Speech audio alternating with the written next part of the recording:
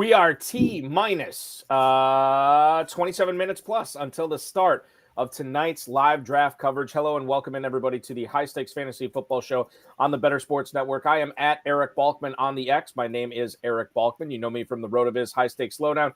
And of course, the Fantasy Football Players Championship, the High Stakes Fantasy Football Hour as well. Coming up on tonight's show, we are going to have basically a half hour of pregame until the main event that starts at the bottom of the hour. My guest tonight, the OG Fantasy, Theo Gremminger from PlayerProfiler, as well as Dave Terpoilli at Dave Terp on the X. They are going to be drafting a team in the FFPC Best Ball Tournament as they gun for that $300,000 grand prize. We'll take you all the way through the draft or until 9 o'clock hits, whatever happens first. And then if there is some time left, we'll kind of reflect on the draft. We'll talk about our favorite teams. We'll talk about our favorite picks. And hopefully you can glean everything you need to know tonight from witnessing this draft on how you can win not only a $300,000 grand prize in the Best Ball Tournament, but apply the tactics you're seeing from tonight's drafters to winning $1 million grand prize in the Fantasy Pros Championship, with drafts filling up each and every day over at myffpc.com. That is a $6 million prize pool. Go to myffpc.com to register for the main event, another contest with a $1 million grand prize that both of these guys are going to be competing in this year. And then don't forget about the Dynasty Startups and the Empire Dynasty Startup leagues that are going on over at myffpc.com. If you want to play fantasy football 365 days a year, chances are you do because you're watching this show. So I would recommend that you want to sign up for one of those Dynasty Startups or Empire startup leagues over at myffpc.com. Shout out to our producer, Matt Deutsch, behind the glass. And I want to welcome in tonight's drafting cohorts. You know both of these guys. They've been on this show numerous times. Dave Terpoilli at Dave Terp on the X. And, of course, the OG Fantasy, Theo Gremminger, the director of basically everything like media content over at PlayerProfiler. Theo, I'll introduce you first. Theo Gremminger somehow not recording a podcast for PlayerProfiler right now, so we're lucky enough to have him aboard tonight. Welcome in. I always make time for you two guys. I love coming on and chopping it up. And Dave and I put together some nasty builds, so looking forward to drafting a little bit with my man Terp tonight. It's interesting, Theo, because I wonder if you have those cans on, the headphones on. Does it feel weird when you don't have them on? I feel like you have them on more than you have them off. Well, I usually leave them like this, so you can't even tell, my hair doesn't get messed up. But it's nighttime. It's gotta annoy you sometimes. It's all good these days. This time of night, I'm ready to put them on. I'm ready to chop it up. But yeah, no, it's I'm happy to be back here tonight, guys. I love FFPC. I love going to Vegas. I'm still a player first, so I'm doing a lot of content. But it's funny. It's like, all these people are like, years ago I could kind of get away with it and kind of talk about the guys I like on like pods and all that. Now I'm in a 750 RotoViz Triflex Dynasty Startup on FFPC, and somebody drafted Malik Neighbors like ahead of ADP, and they knew I was going to draft him, and they like start talking all this trash to me. And I don't even know this guy, and he's like talking trash to me. It's like, oh, did you get sniped, Theo? Did you get sniped, Theo? And I'm like, yeah, he kind of sniped me. So I did the adult thing, and I used the full 8-hour clock. Like, you talk trash, you have to teach him a lesson. I'm not gonna pick for 8 hours. So there you go. Enjoy it. And actually, it was like towards the evening too, so it was probably like 16, 17 hours, just mentally exhausting to have to deal with that. Good, he deserved it. Yeah, and I got Laporta. I took Laporta, so it wasn't like the end of the world. And that's the thing. It's just like, well, what do you want from me, guy? I got sniped. I'm on tilt right now. I need every minute of this clock I can to try to figure this out. Dave Terpoilli also joining tonight. You guys have drafted together several times already this year. Terp, welcome in. I know you're excited to get things going tonight. I'll offer you the first question here, as we are about 23 minutes until the top of the hour.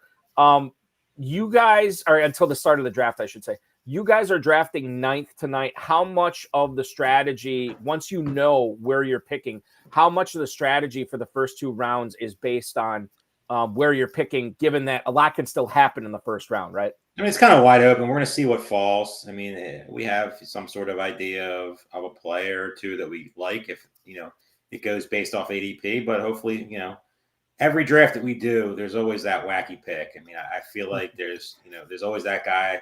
The 2 nights ago, today's Thursday, Tuesday's night stream, St. Brown went 1. We had Breece Hall go 1. We've had Garrett Wilson go 1.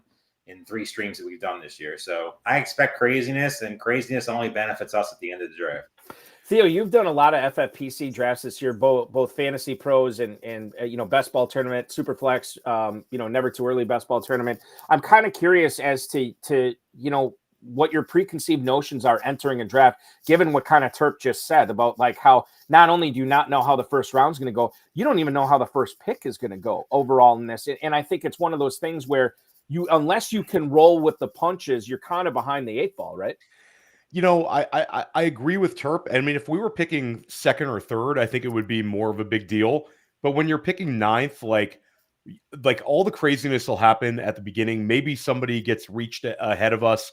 But when you're in like the tail end of the first round, I actually think it's kind of easy this year at this time. Like 9, 10, 11, 12, you're going to walk away with 2 guys you really, really like. I think the challenge that comes, especially in a best ball tournament like this, at like that 3-4 turn, that's probably a little bit more tilting for Terp and I than the first and second round. First and second round is like, sit back and there's options galore for building like a dangerous build. I don't mind the 12 spot right now. I think the 12 spot is fun. So I think we're pretty good right now. The variance, you just kind of have to roll with the punches. It's never going to be like crazy. There might be like 1 or 2 picks that are off, but it usually kind of settles back, after like the big names are off the board. Tuesday, I know, Theo, you popped into the chat with our Fantasy Pros coverage. You had talked about at the 11-12 spot, you've been seeing, and you think you're going to continue to see bully tight end there, right? Like Laporta and whatever other tight end, Kelsey, Andrews, what have you. That's what you expect to see in a lot of drafts this year. Will you personally be implementing that strategy if you have the 11 or 12 pick? So I had Darren Armani, Fantasy Mojo, on to press coverage, one of my podcasts, and we talked about this a little bit. I just think every year it's like some guys are going to get steamed up that we like around that 1-2 turn, and I think that people are going to try to find an edge. And this year with tight end sort of getting pushed down a little bit, and you don't see like tight end 1 going off the board in like the top 5 picks like we're used to with a Kelsey. I think when we get to Vegas, I think a lot more people are going to attempt that strategy where it's a tight end start. You not only have something that's sort of unique and a potential catch up type pick, but you also are kind of forcing teams to drive up those tight ends 3, 4, 5. You might end up with a little bit more to choose from at your 3-4 turn pick.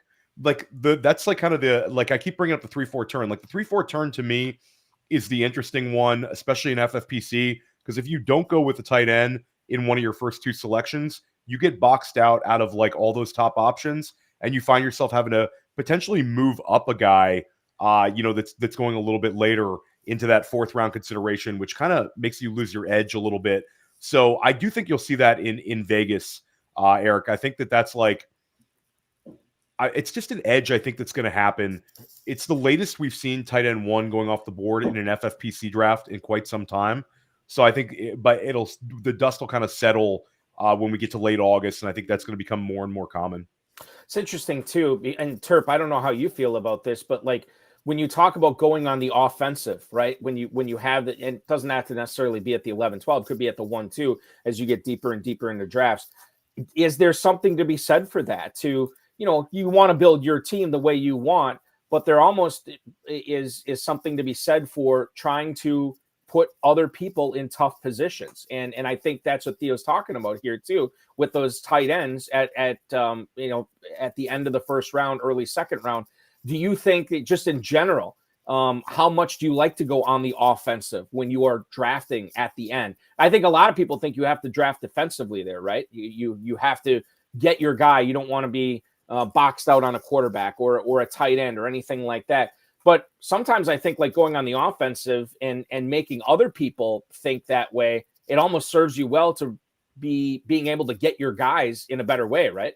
I agree. I mean, everything you said is pretty much spot on. I mean, you're going to see a lot of the bully tight end at the end of these drafts right now because guys that are picking from, we'll just say 9 to 12. I mean, they're trying to gain the advantage that, above the CeeDee Lamb drafters and the McCaffrey drafters and all that the perceived notions out there that they have an advantage over everybody else. So they're thinking the tight end in the FFPC, scoring format and grabbing 2 of them, which easily could do this year. I mean, you have Laporta, you have Kelsey, you have Kincaid, you have McBride. You could push up Andrews if you really wanted to. It's not crazy. I mean, those 5 guys I just mentioned, if you don't take them, they're never coming back to you. Kyle Pitts is not coming back to you. Mm-hmm. So that's 6 tight ends right there that, I mean, you're going to be behind the 8 ball because most of the time these guys are going to move down, to the end of the first round. And the guys who got the top picks that people were saying, the Bijan Robinsons, the Lambs, the Tyreek Hills, they could also add the top tight end and kill any advantage that you try to build at the end. So to me, I mean, I would like to get a tight end in the first 2 picks, but we're going to see where the board falls. Not doing anything too crazy. I know my co-manager loves Dalton Kincaid, so he's going to be fighting me to take him. I'm on the Dan Williamson bandwagon with Dalton Kincaid, but this is why we're a partnership, because certain picks, don't look as good to you, but they look good to somebody else, and that could lead to a winning formula. Last year when we drafted, we had some A-chain. Like we were on some dudes last year. I think we had one monster terp where we ended up missing on some quarterbacks, which ended up hurting us. But like every other spot, we had a Puka and Kyren Williams team. Yeah. Our quarterbacks were Herbert and Kirk Cousins. Yeah, so there you go. So we were dead pretty much the last. Yeah, I mean we had some really nice builds. You never can control it. Like no, this year the injury luck is going to be a little bit better at every position, but. Yeah, we were on some of those guys. Like structurally, we usually can kind of turn it around structurally and agree on things that way. So I rarely get in like arguments with Terp when I'm drafting with him. No, we're usually on the same page. Let me ask you this, Theo. In regards to because I know you draft a lot of redraft and best ball, and I know you probably got some dynasty startups going on right now. Now, 2 of them.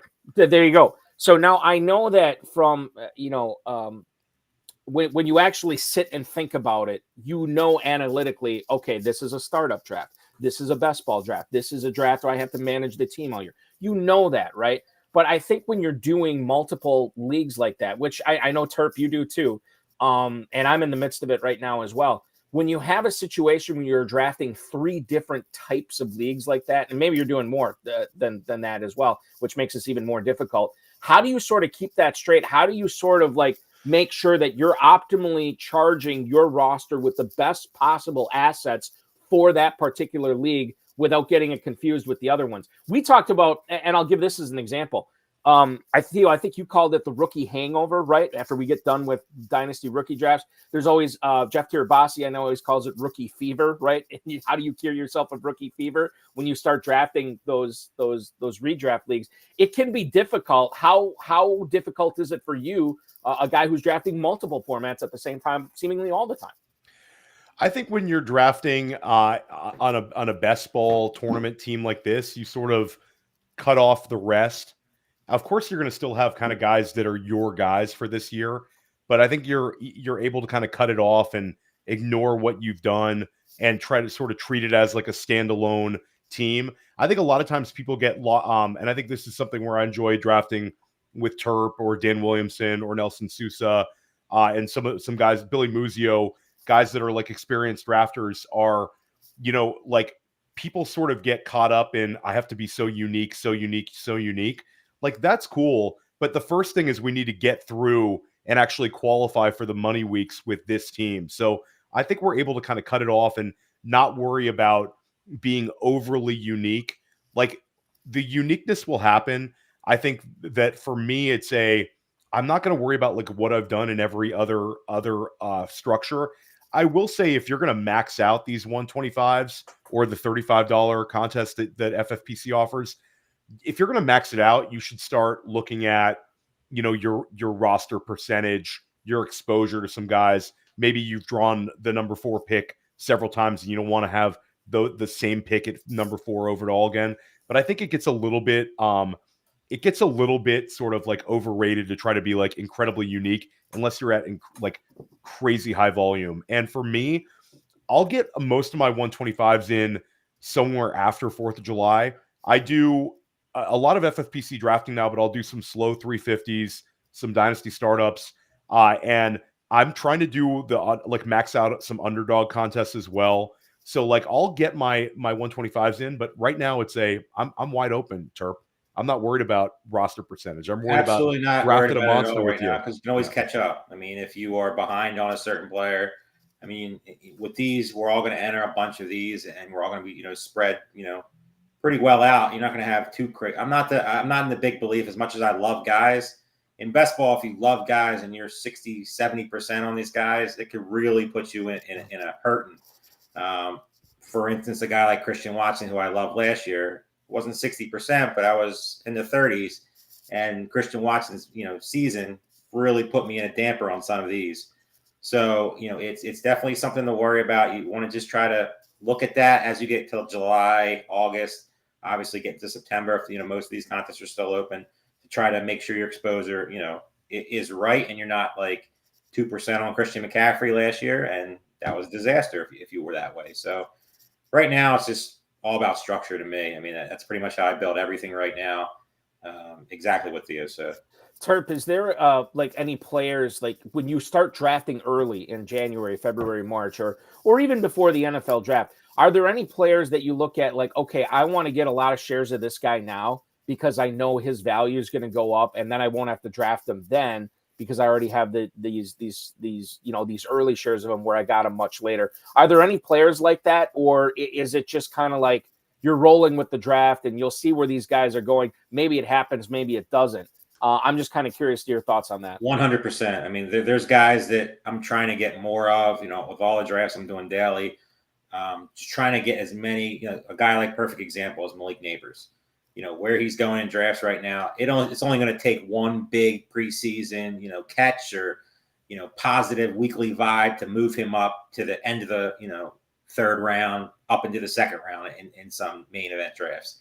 So guys like that, like Will Levis is starting to be very, very popular, around, the industry. A lot of very, very smart people, including myself, is on Will Levis. And I feel like in best ball, his value is pretty much dead right now, which I love, but it's going to start getting a little tick, especially adding all the weapons that he did. Guys like Calvin Ridley, same type of situation. But you could also see guys fall, and that's where you want to take advantage. Like Justin Jefferson's a perfect example. You're getting a great discount on probably the best receiver in football right now. If you're a believer in the Minnesota quarterback situation, which most people aren't, but if you're one of those people, you should be drafting all of the Justin Jefferson you can get right now because he's going 8th, 9th, 10th in some of these drafts. And realistically, with a good quarterback situation, let's just say Kirk Cousins was still there. Justin Jefferson's a top 3 pick. So if their quarterback situation, settles down a little bit, and hopefully Darnold takes a job early and just gets the ball to Jefferson like most of us expect, I think Jefferson's a guy that could move up. But like you said, pretty much I target guys and try to get as much as I can now because I think they're going to move up. And most of the time they do. I mean, some of these big name fantasy guys, when they put out Zamir White's going to be my breakout guy, which always comes out, Draft Sharks, football guys, fantasy pros, they all put out their, their breakout picks and their bust and all that stuff. That will change ADP for the average drafter. So if you want these guys, you should try to get as much as you can now without overdoing it.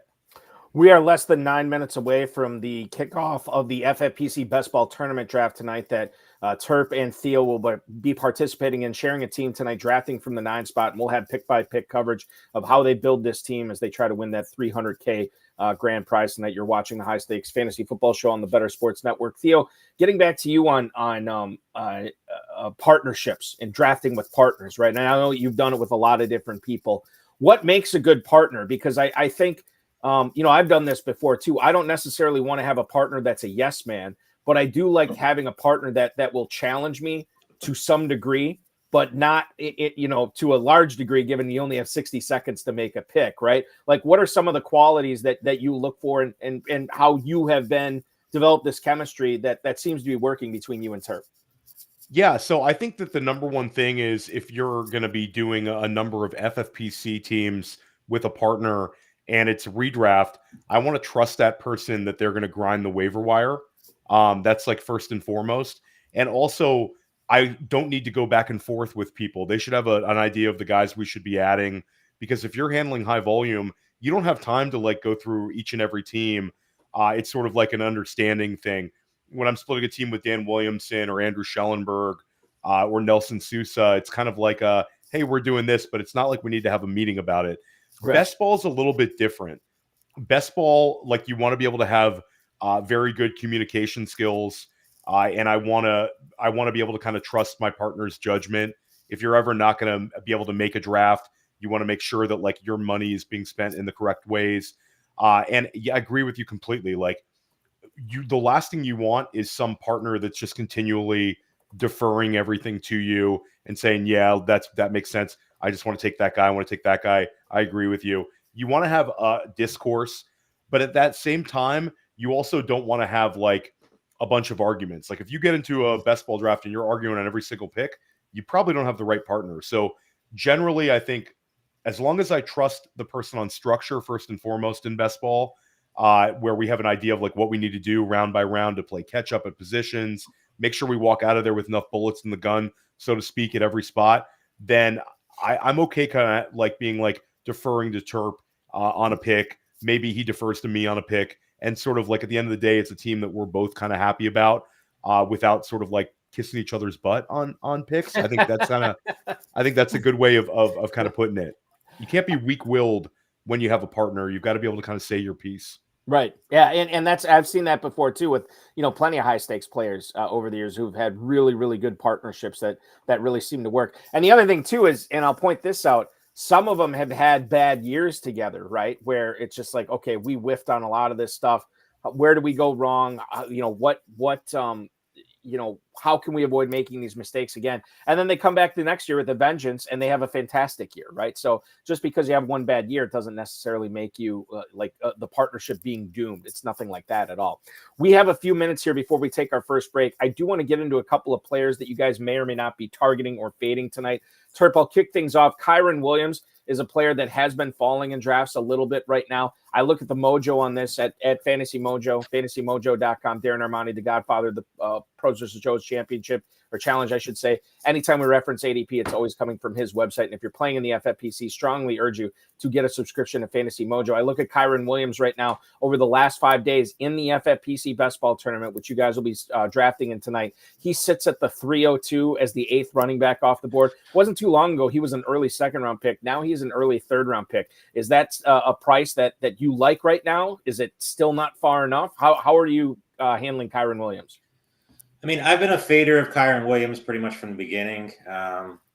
His price is getting a lot better. I mean, I will have a couple shares at, if he continues to fall. I want him to go the opposite way. I want him to go back up draft boards because he's a guy that I will not be targeting that much this year. But, I mean, if the right structure comes, I mean, the opportunity is still there. We saw what he did last year. There's obviously a lot of detriment against him. A lot of high volume guys and a lot of very smart people are not on Kyren Williams this year. And that's stuff you have to pay attention to. Mm-hmm. But he's a guy from day one that I've not been on, but his value is starting to get to a point where it might be worth the risk. I mean, just for, you saw the opportunity that he had last year in fantasy football. It's a dream spot. He pretty much played 100% of the snaps, got all the work, just didn't catch enough passes. But if that goes up, I mean, he could be a very, very good value in drafts. I'll have a couple shares, but it won't be something I'll overdo. Theo, to talk about offenses in the NFL right now that I think we need to get right as far as fantasy goes. Like, and by get right, I mean either fading them or fading the right guys or targeting the right guys. I think Denver's kind of a polarizing one. There is just so much unknown with the wide receivers there, with number one, a new quarterback coming in, Bo Nix. But Troy Franklin, the rookie, Cortland Sutton, who I know has seemingly always been a polarizing guy for the majority of his career. You have Marvin Mims there too. There's the Mims truthers out there, and then there's other people that believe that he's just fool's gold. So you couple that with the backfield right now. You have 4 different Broncos over the last 5 days being drafted, 4 different Broncos running backs, I should say. Javonte Williams, Jaleel McLaughlin, Audric Estime, and Samaje Perine. Does one of those guys stand out among the others when you factor in draft capital as well? I have a ton of Jaleel McLaughlin, but he's starting to steam up. It doesn't mean it's wrong now, but it's sort of like it's not as much of a cheat code when you're starting to take Jaleel next to guys like Charbonnet. Before you were getting him like super cheap. free. I think Jalil's interesting because, first of all, like as a general like bird's eye view, the last few years, sort of the ugly offense that no one wants to touch this time of year has actually produced some big time ADP winners. Not saying that that's going to be Denver this year, but like we had Seattle a couple years back with Geno. No one wanted to draft any of those guys. Tyler Lockett was pushed down to like wide receiver 48. DK was going in wide receiver 3 land. Ken Walker was way pushed down. Geno was a quarterback 3. And then Seattle basically, exceeded expectations. And all of those guys crushed at ADP. Last year, Tampa Bay was the same way. Godwin, Evans, Rashad White, all pushed down. And White and Evans both gave you top 6 seasons. Baker Mayfield ends up getting quarterback 11 or whatever he finished at. So I don't know if it's going to be Bo Nix, but I do think this offense could exceed expectations. Cortland Sutton's interesting because you talk about getting off to a fast start. He's at that point where until one of these wide receivers breaks through, Cortland Sutton could see a target share that's more like one of his top seasons than like previous seasons, where I think they're going to have to use Cortland Sutton. They also have question marks at tight end. So it's running back, wide receiver 2, tight end, question marks everywhere, plus the rookie quarterback. So I think it's worth taking a shot on just because of how cheap it is.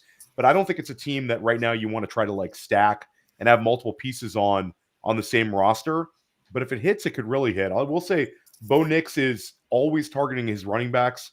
Bucky Irving led the nation in receptions by a college running back last year at Oregon. I do think that's like in Bo Nix's nature. The guy's a screen merchant. He likes passes around the line of scrimmage. So Jalil, if he gets that opportunity, I think he could be like this year's Jalen Warren. I think north of 60 receptions, and he'll return value, especially in best ball Terp, where you don't have to worry about when to start Jalil.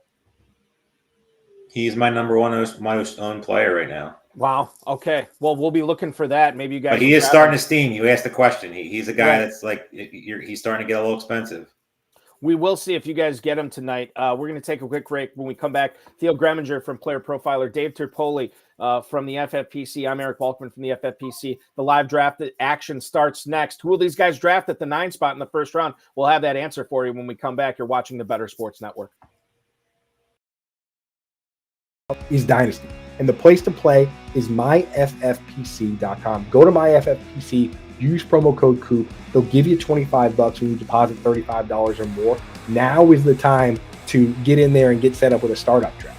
Now is the time, now that the rookies and everyone are set, because you can go in and you can start the draft and you draft your Justin Jeffersons and Jamar Chases. And now that we know where the rookies are and where they're landing, you get going on that. So you want to try and set a startup draft for this week coming up if you're not involved yet. So go get involved. Use the QR code here or use the promo code that's in the link in the description here and get yourself going on Dynasty so you can really enjoy these players and draft the players you believe in. If you like Michael Penix Jr., you got to play Dynasty because you got to wait for him, but the payoff is big. And same with like Pearsall and Jackson Smith and Jigba and all these guys. Get in and do that. And I'll tell you what, the orphan leagues over there that we've been talking about, those all got bought up. They're actually all sold. People from this show I know took over a bunch of them.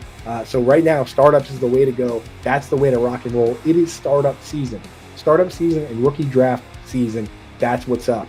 Get set up at myffpc.com. Use promo code COOP. They'll give you $25 when you deposit $35 or more and give you a leg up. No dealing with chasing around your friends and making them pay dues and having your buddy be like, oh, dude, I got to quit the league because I got a dog and I can't pay attention no more and I don't want to do trades. Forget all that. You can play online, MyFFPC, high stakes, low stakes, whatever you want to do with experts. And if somebody leaves the league, it goes in that orphan pool and somebody picks it up. The league has never been disbanded on FFPC.com. That's directly from Eric Balkman over there. Has told me that. So that's what's up.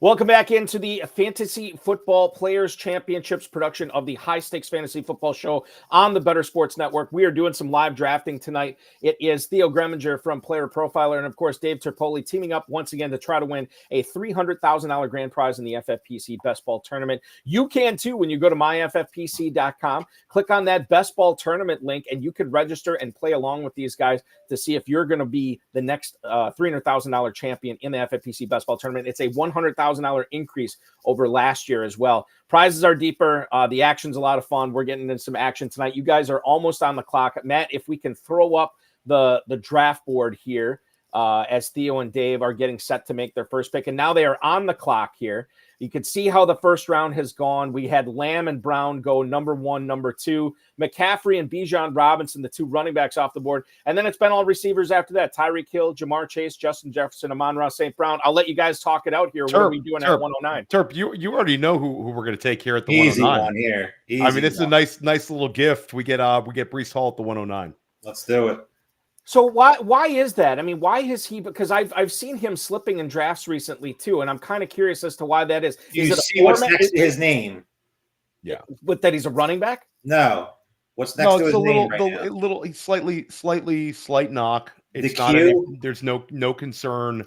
With the Jets, at least there's no really like anything kind of leaking about any concern. I'm not concerned about it. And again, no concern whatsoever. Yeah, this is a guy that in our hardway draft went at the 101 to Abib Agbatoba. I also think in best ball, people think they can make up for it at running back, but taking Breece Hall allows us to be so flexible here, Terp. Like the amount of running backs we have to select, the next running back we select, like we're in really, really good shape right now. I think I think the other interesting thing. Well, I'll say this too. Breece Hall normally has an ADP at the 106 over the last 5 days. So this is, you say bulky, that's only 3 picks. Well, 3 picks in the first round is pretty blanking significant. And like Theo says, it does allow you guys to be flexible here. The first round is over. Nakua, Garrett Wilson, and Jahmyr Gibbs end up rounding out the first round. No tight ends go in the first round here. Once again, no surprise. That seems like that has been happening quite a bit, quite significantly this year. Travis Kelce is indeed the first tight end off the board at the 201. I think that's kind of interesting that he's over Laporta. Terp, do you have a feeling on, and I don't know if you guys are thinking tight end here. I know you're on the clock, but do you have any kind of inkling if you do take a tight end, who it would be? I think we have a good idea who it's going to be. I mean, there's a so I don't think we need. Went. Yeah, we would have taken Sam Laporta there. Terp, I'm sort of open here. We have a couple of wide receivers in the queue. I have a lean toward London, but it's a small lean, not anything crazy. But I sort of like going Marvin Harrison Jr. here. You could kind of twist my arm into a tight end as well. There's no tight end I would take over either one of these two. So if you have a little bit of a lean, I have a slight lean to Marvin Harrison Jr. I think, for me, like I think London's fine. But Marvin Harrison Jr. I think has a little bit more of an edge. I agree. And we don't have to deal with a Bijan Robinson in that Arizona offense. I think when push comes to shove, the passing game is going to be massive for Arizona. Whereas Atlanta, I think there's going to be certain games if Bijan is doing his thing, they're going to really lean into him. You also, obviously there's the threat of Trey McBride in Arizona, but I think they're going to be able to coexist there because again, they're not going to have to necessarily force things with the running back. I think Bijan is going to catch a lot more passes than some people think as well. They're both good picks, though. Let's be honest. Like Drake London and Marvin Harrison Jr. were both splitting hairs. Both guys can finish inside of the top 10 wide receiver scorers this year. Easily. Both have upside. Both are studs. This is like, what are we arguing about? They're both fine. No downside to either player, in my opinion, trying to get as much exposure to both, especially around this range. Theo, when you were talking about Marvin Harrison and Drake London just now with Terp, what did you mean that Harrison has a little bit more of an edge than London does? For me, I just, at the end of the day, Drake London is a guy that we've already seen have a 28% target share, and there was limited targets in general. I think Marvin Harrison Jr. was a better prospect coming out of college. He had higher draft capital, and I feel much more comfortable with Kyler Murray than I do with Kirk Cousins coming off of an injury. I think that I'm betting on Atlanta's offense to take a step forward. but it's year one for that regime with that offense, whereas Arizona is going to be year two. I think that Arizona offense could be the real breakout one this year, sort of in the league. I think that offense is going to be humming. I've loved to build Arizona correlation. There's other Cardinals that we could take later in this draft at multiple points in this draft, not only Kyler Murray, to kind of lean into having some Arizona exposure. I just feel super comfortable about them. Atlanta, we're betting also on extreme consolidation to kind of for all three of those guys to return value at ADP. I'm not really, I wouldn't say concerned is the right word, but I do think the Atlanta guys have gotten steamed up big time. I think Marvin Harrison deserves to be going right there. But again, like if we would have taken London instead, I'm not like crying a river. I think London is going to end up being probably right around where he's being drafted. Whereas Marvin Harrison Jr., I think, does have that next level upside. I think he's going to catch a ton of touchdowns in his rookie season. Terp, I want to talk with you about a couple of Eagles here. The first one was, I want to say the shock of the draft, but one of the biggest surprises of the first round, A.J. Brown, who has an ADP in this competition of 112 over the last 5 days. He goes at the 102 tonight. You are the Eagles expert here. It's not like this is the only time I've seen A.J. Brown spike up in the first round like this. Why is this happening? And what did you think about that pick by Team 2? Somebody must have been watching Theo's show the other day with Nelson Sousa. If you want to see what he said, you can tune in and watch it. But A.J. Brown, to me, is, I mean, being underdrafted. It's not a homer take. Obviously, I'm a humongous Eagles fan, but Kellen Moore, motion, I mean, everything just has the makings. You saw what A.J. Brown could do last year. Mm-hmm. He had that stretch where he literally dominated fantasy football. If Eagles didn't fall off a cliff, he could have put up record receiver numbers. But the team just, for whatever reason, just turned into a disaster, and he stopped getting the ball. His touchdowns were down.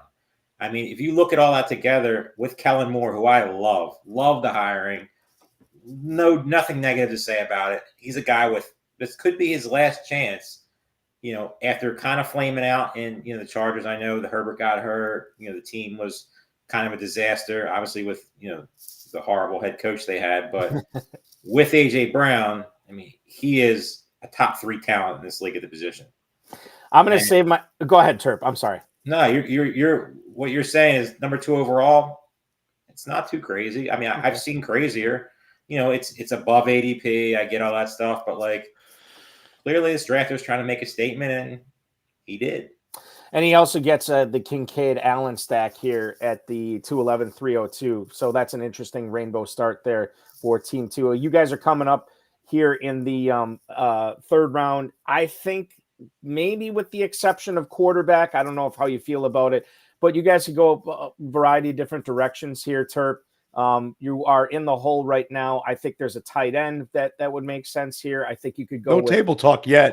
I'm not. That's why I'm not mentioning. I'm not mentioning any players' names, but I'm just saying for the audience who is watching this, like there's a tight end that would make some sense here. You guys could go with a number of receivers. There's also probably some running backs out here that would make some sense too, as you are on deck here and now on the clock as the teammate just took Deebo Samuel off the board. You guys went Breece Hall, Marvin Harrison. I'll let you guys go. We have questions at all here. Well, we have a discussion a little bit. I like both guys in the queue. I guess that there's a chance that there's 3 guys in the queue. I think 2 could make it back to us, and one has no chance. So maybe one of them makes it back. But let's take the guy at the top of our queue. Structurally, it makes sense, and I love the value. He will not be drafted here when it comes to September. He's going higher than this. He's going higher. Kyle Pitts is, to me, like, I'm not as high on him as most, but to me, this is great value compared to where he's going and where he's going to go. So, I mean, all aboard, you know, this pick right here where we're getting him. So no downside whatsoever for me. So I like the start, Terp, and we end up getting an Atlanta Falcon anyway, but we get him at the 309. You know, I think that's one other thing about London is if you want exposure to this Atlanta offense, you could take Pitts as well. It's sort of the argument for both of them to get a very kind of outsized target share and be towards like the league leaders in like targets at their position, and both have a chance to take big steps forward with this new regime instead of using the the 204, we end up using the 309. So that worked out really, really well. And now we are not chasing at tight end. So I love our balance here. A lot of times Terp and I would start out with 3 wide receivers, and we're totally cool doing it that way. But this way, I feel like it's going to be a lot easier to play catch up at wideout than it would be at tight end and running back. And also, just like with Breece Hall, this gives us an option of not having to overload the back half of our draft with like dart throw tight end types that we're trying to chase a week or two of production. We got a guy that, I mean, Terp, the downside for Pitts in a rational coaching staff is like tight end 10 this year. The upside is a top 3 tight end this year. So 1,000%. It's easy game here. I mean, so go ahead, Terp. I'm sorry. You pretty much said it perfectly. I mean, me and Dan Williamson, we did our best ball draft a couple weeks ago. We got boxed in at tight end, and pretty much it did exactly what Theo said. Just took 4 at the end, and you're hoping for the best. And obviously that has paid off in the past, and we expect it to pay off again this year. There's always that Sam Laporta of last year, Evan Ingram of the year from before, but it's definitely still a little bit more a dangerous build because by the time that those guys tee off, your team could be in some hurt. With all these top tight ends, and I mean, this is the year of tight end. Last year was the year of the quarterback. This is the year of the tight end, and things are going very well in this draft so far. Now, Terp, I got to put you on the spot. Who do you like drafting with more, Dan Williamson or me? Well, that's easy. It's definitely you. Oh, there you go, Dan. I love Dan, and me and Dan have gone back and forth and had some good battles over the years. We don't see this year. We saw eye to eye on a lot of our picks, but we see a lot more eye to eye on player takes and things like that. Which we also see. Dalton Kincaid. I know you love. That was Terp. That just killed us. Yeah, that was a bummer. That almost made it right back to us. Okay, so we're OTC. We're sort of wide open with this one, Terp. I really was hoping one of those 2 guys fell back to us. One of those 3 guys I would have been happy with. Yeah. Where are you at on this one, Terp? I'm sort of wide open here. I think structurally we could end tight end here with one guy. I'm okay going to the running back or wide receiver well. I don't really see the need to go QB unless you're feeling it. I see no QB here. So ignore QB. Yeah, QB is ignored. To me, it would be one of those 2, but I would probably lean toward one. End the position. Yeah. Make everybody else scramble. Let's go with it. Number 1 is good. Let's do it. I had a feeling it was going to be Ingram there when you guys were talking about tight end. And now we could potentially be done at the tight end spot. I have to double check the bye weeks though, Terp. Let's check. I believe they are both on week 12 buys. Pitts and Ingram. Okay, so we're not done at tight end, but at the end of the day, we still have a huge edge. That's a good predicament to have. Yeah, honestly, the whole idea, like Evan Ingram. This is a guy that I think is going to be going higher and higher. Like Nelson Sousa is big on him. I'm big on him. Everybody I'm talking to is big on Evan Ingram. And it's sort of like there's this disconnect between you're starting to see Evan Ingram go a little bit closer to like the big 6 tight ends. Yeah. But oftentimes, like especially on like Underdog and on other non-tight end premium formats, Ingram's just not treated with the same light. And it's like, what are we trying to see here? The thing about Evan Ingram is they have 2 new wide receivers in Jacksonville. And I'm a Brian Thomas Jr. guy. I like him. But at the end of the day, it's like Calvin Ridley had nearly 140 targets last year. I think it's kind of a big stretch to say that Thomas Jr. is going to have anywhere near that sort of target share. And Christian Kirk comes back, but we've already seen Christian Kirk as sort of a cap ceiling guy. He had the wide receiver 1 season, but he's never had like that crazy target year. Evan Ingram has been so good with Trevor Lawrence. And last year he ends up leading all tight ends in targets, 2nd most receptions all time at the tight end position. And it's like, people don't even kind of think about that. It's wild. He's like Jarvis Landry stats, but playing tight end. And in tight end premium, Evan Ingram is like a cheat code right now. In my opinion, he probably had the quietest 100+ catch season last year in fantasy football history. I mean, people are starting to talk about Evan Ingram more because you're starting to look at the stats from last year and starting to get more information of, guys when you're starting to draft. But like for a while, it was like everybody talked about Kincaid, everybody talked about Andrews, everybody talked about McBride, Pitts, obviously with the quarterback upgrade, Laporta, Kelsey, and Evan Ingram was kind of ignored. And he was early on he was going so late, and I'm just sitting here going like, did I not see his stats? Are they wrong? Like, what's going on? The chat, I'll give your chat, like, Balkman, every time I tune into your shows, like, the guys in your chat are guys that I've drafted against and played against, and like very smart FFPC managers. And I think like Henry Muto makes a really good point that like the edge was bigger with Evan Engram last year in round 7 than it's going to be this year. And I completely agree with Henry there. But for us, it's like a structural play as well, where we were in a flat tier. I think where we were drafting, we had Travis Etienne, we had Malik Neighbors in the queue. Those guys go bang, bang. And instead of trying to like make up for it at another position, we're able to kind of get our tight end too. And agreed on the sort of the edge here. Like when you're drafting Evan Engram at tight end 6 overall, it's kind of less impactful than when you're getting him at like tight end 10 and a couple rounds later. But at the end of the day, I think structure still matters. And now being able to kind of almost ignore tight end except for one more pick and being able to do that late because we're really only worried about week 12 gives us a really, I think, a structural lean. And then there was one other good point in your chat about how his production went way up when Christian Kirk went out. But I think that the X factor there is Christian Kirk went out, Ridley's production also went up. Now it's Ridley's gone as well. So I think at the end of the day, the one real constant in Jacksonville is Evan Engram. Kirk is going to step into a nice season. I think Kirk's fine. But Evan Engram, I think there's some upside there. I also think what's funny about Ridley led the NFL in end zone targets last year. And Engram, I don't want to use the word because, like, I'm not that dude, Terp, but positive touchdown regression. You hear that all the time this year. 100%. Like, he's due for a 8 touchdown season. For a guy who catches that many balls with that athleticism, that's not like a massive leap for him to have that for us this year.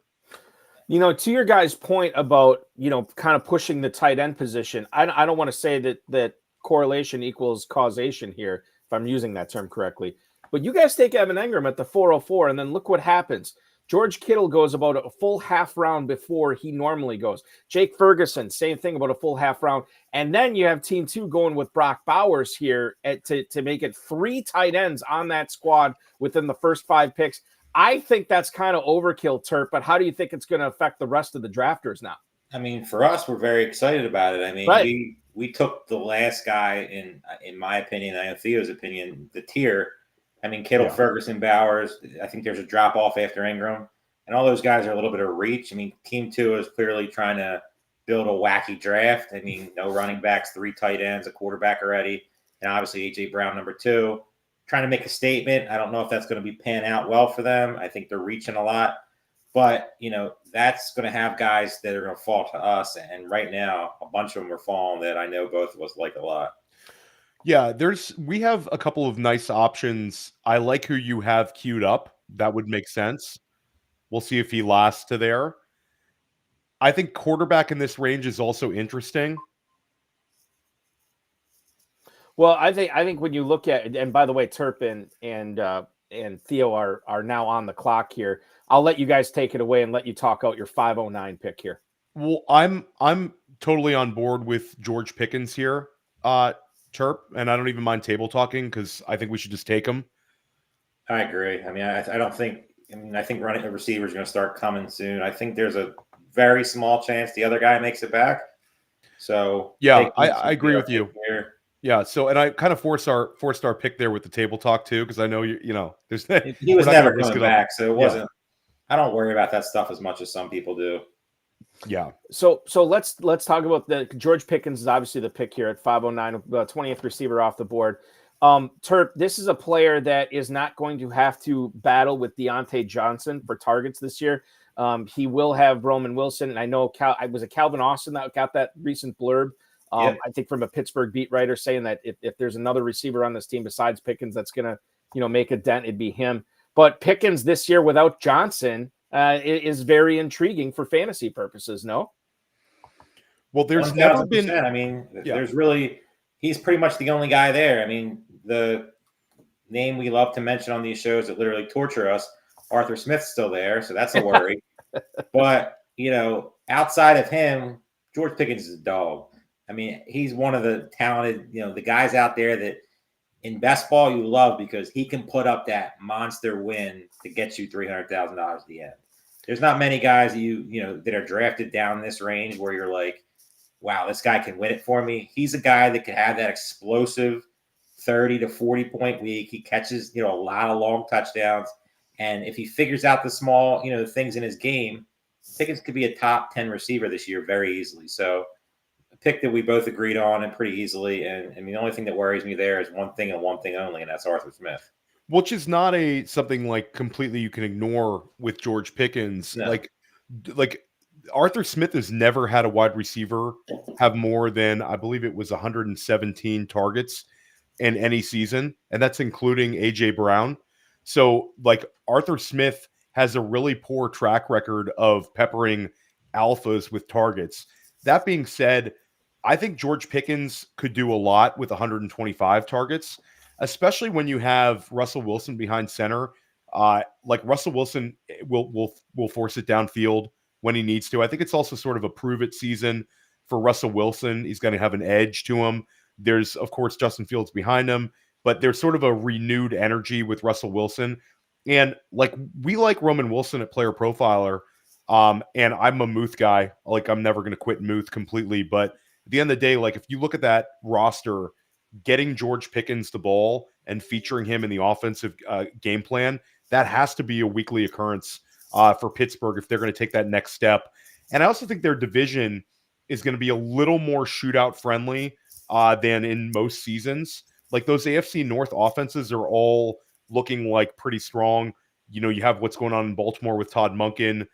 You have Cleveland making the offense coordinator switch. I think Ken Dorsey is going to be super aggressive this year. So a lot of positives there with Pickens. And that being said, you get him. We're basically getting him at cost, Terp. So it's not like we reach for him. You guys are once again on deck here. To recap the team, Breece Hall is the lone running back so far as we are approaching the 604 pick for Terp and Theo here. Marvin Harrison, George Pickens are the receivers, and you do have a couple of tight ends on your team in Kyle Pitts and Evan Engram. There are 5 quarterbacks off the board so far. Since Brock Bowers was the third tight end selected by Team 2 as tight end 10 in this draft, no tight ends have gone off the board either. We have 16 backs and 31 receivers gone here as you guys are now on the clock once again at the 604. Another great spot. 2 guys we can talk about because they're not making it back to us. Yeah, I mean, Terp, I'm okay going with the third tight end because I really like David Njoku this year, especially in this range. I think there would be somewhat unique build as well with those 3. We're not checking like the Mojo Stack Hunter or anything like that. No. But I'm okay with F1 as well. I think F1 especially structurally makes sense to us. Both guys we can build correlation with. I'm going to sort of defer to you. I think they're both fine values here in the middle of the 6. I mean, this is a little bit tough because I'm leaning 2, but I also see what you're saying about 1 because nobody's going to have that same build. Nobody's going to have a wacky build to where we're like too far off the radar where it's like, all right, you're just getting too crazy. Like nobody is probably going to have this build. So let's do it. Let's get a little bit unique. And the third tight end for the OG Terp is David Njoku at the 604. I think that's interesting too, guys, because in a draft where, you guys kind of pushed up tight end a little bit, you still get Njoku almost at cost here, Theo. Yeah, I like where we got Njoku, and I think it's sort of a lot of people are betting on Njoku to like kind of lose what he had with Flacco and take a big step back. And certainly I think he was so good at the end of the year last year. They were really leaning on him. We talked about Evan Engram, how he ended last season so well. But Njoku is 28 years old. This is not like some old man. And this is also, again, they bring in Ken Dorsey, who I think is going to be Ken Dorsey pushed out of Buffalo, gets another shot with Cleveland. I think he's going to be very aggressive, and I think they're going to take some shots.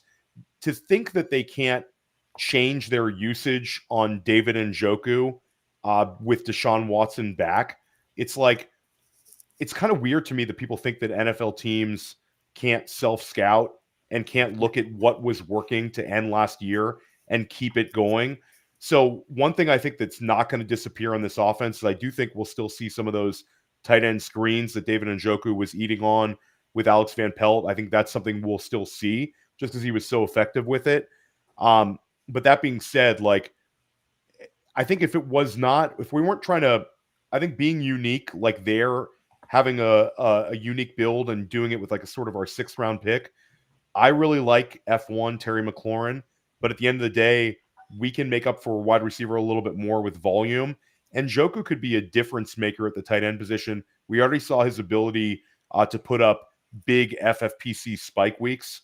So I like what we did there, Terp. I think like if you told me this was going to be our start this morning from the 9 hole, I would have been really happy with it. I would have been thrilled because I never thought Hall would make it to us. I mean, we didn't really even talk about the 9th pick because there's nothing you really can talk about.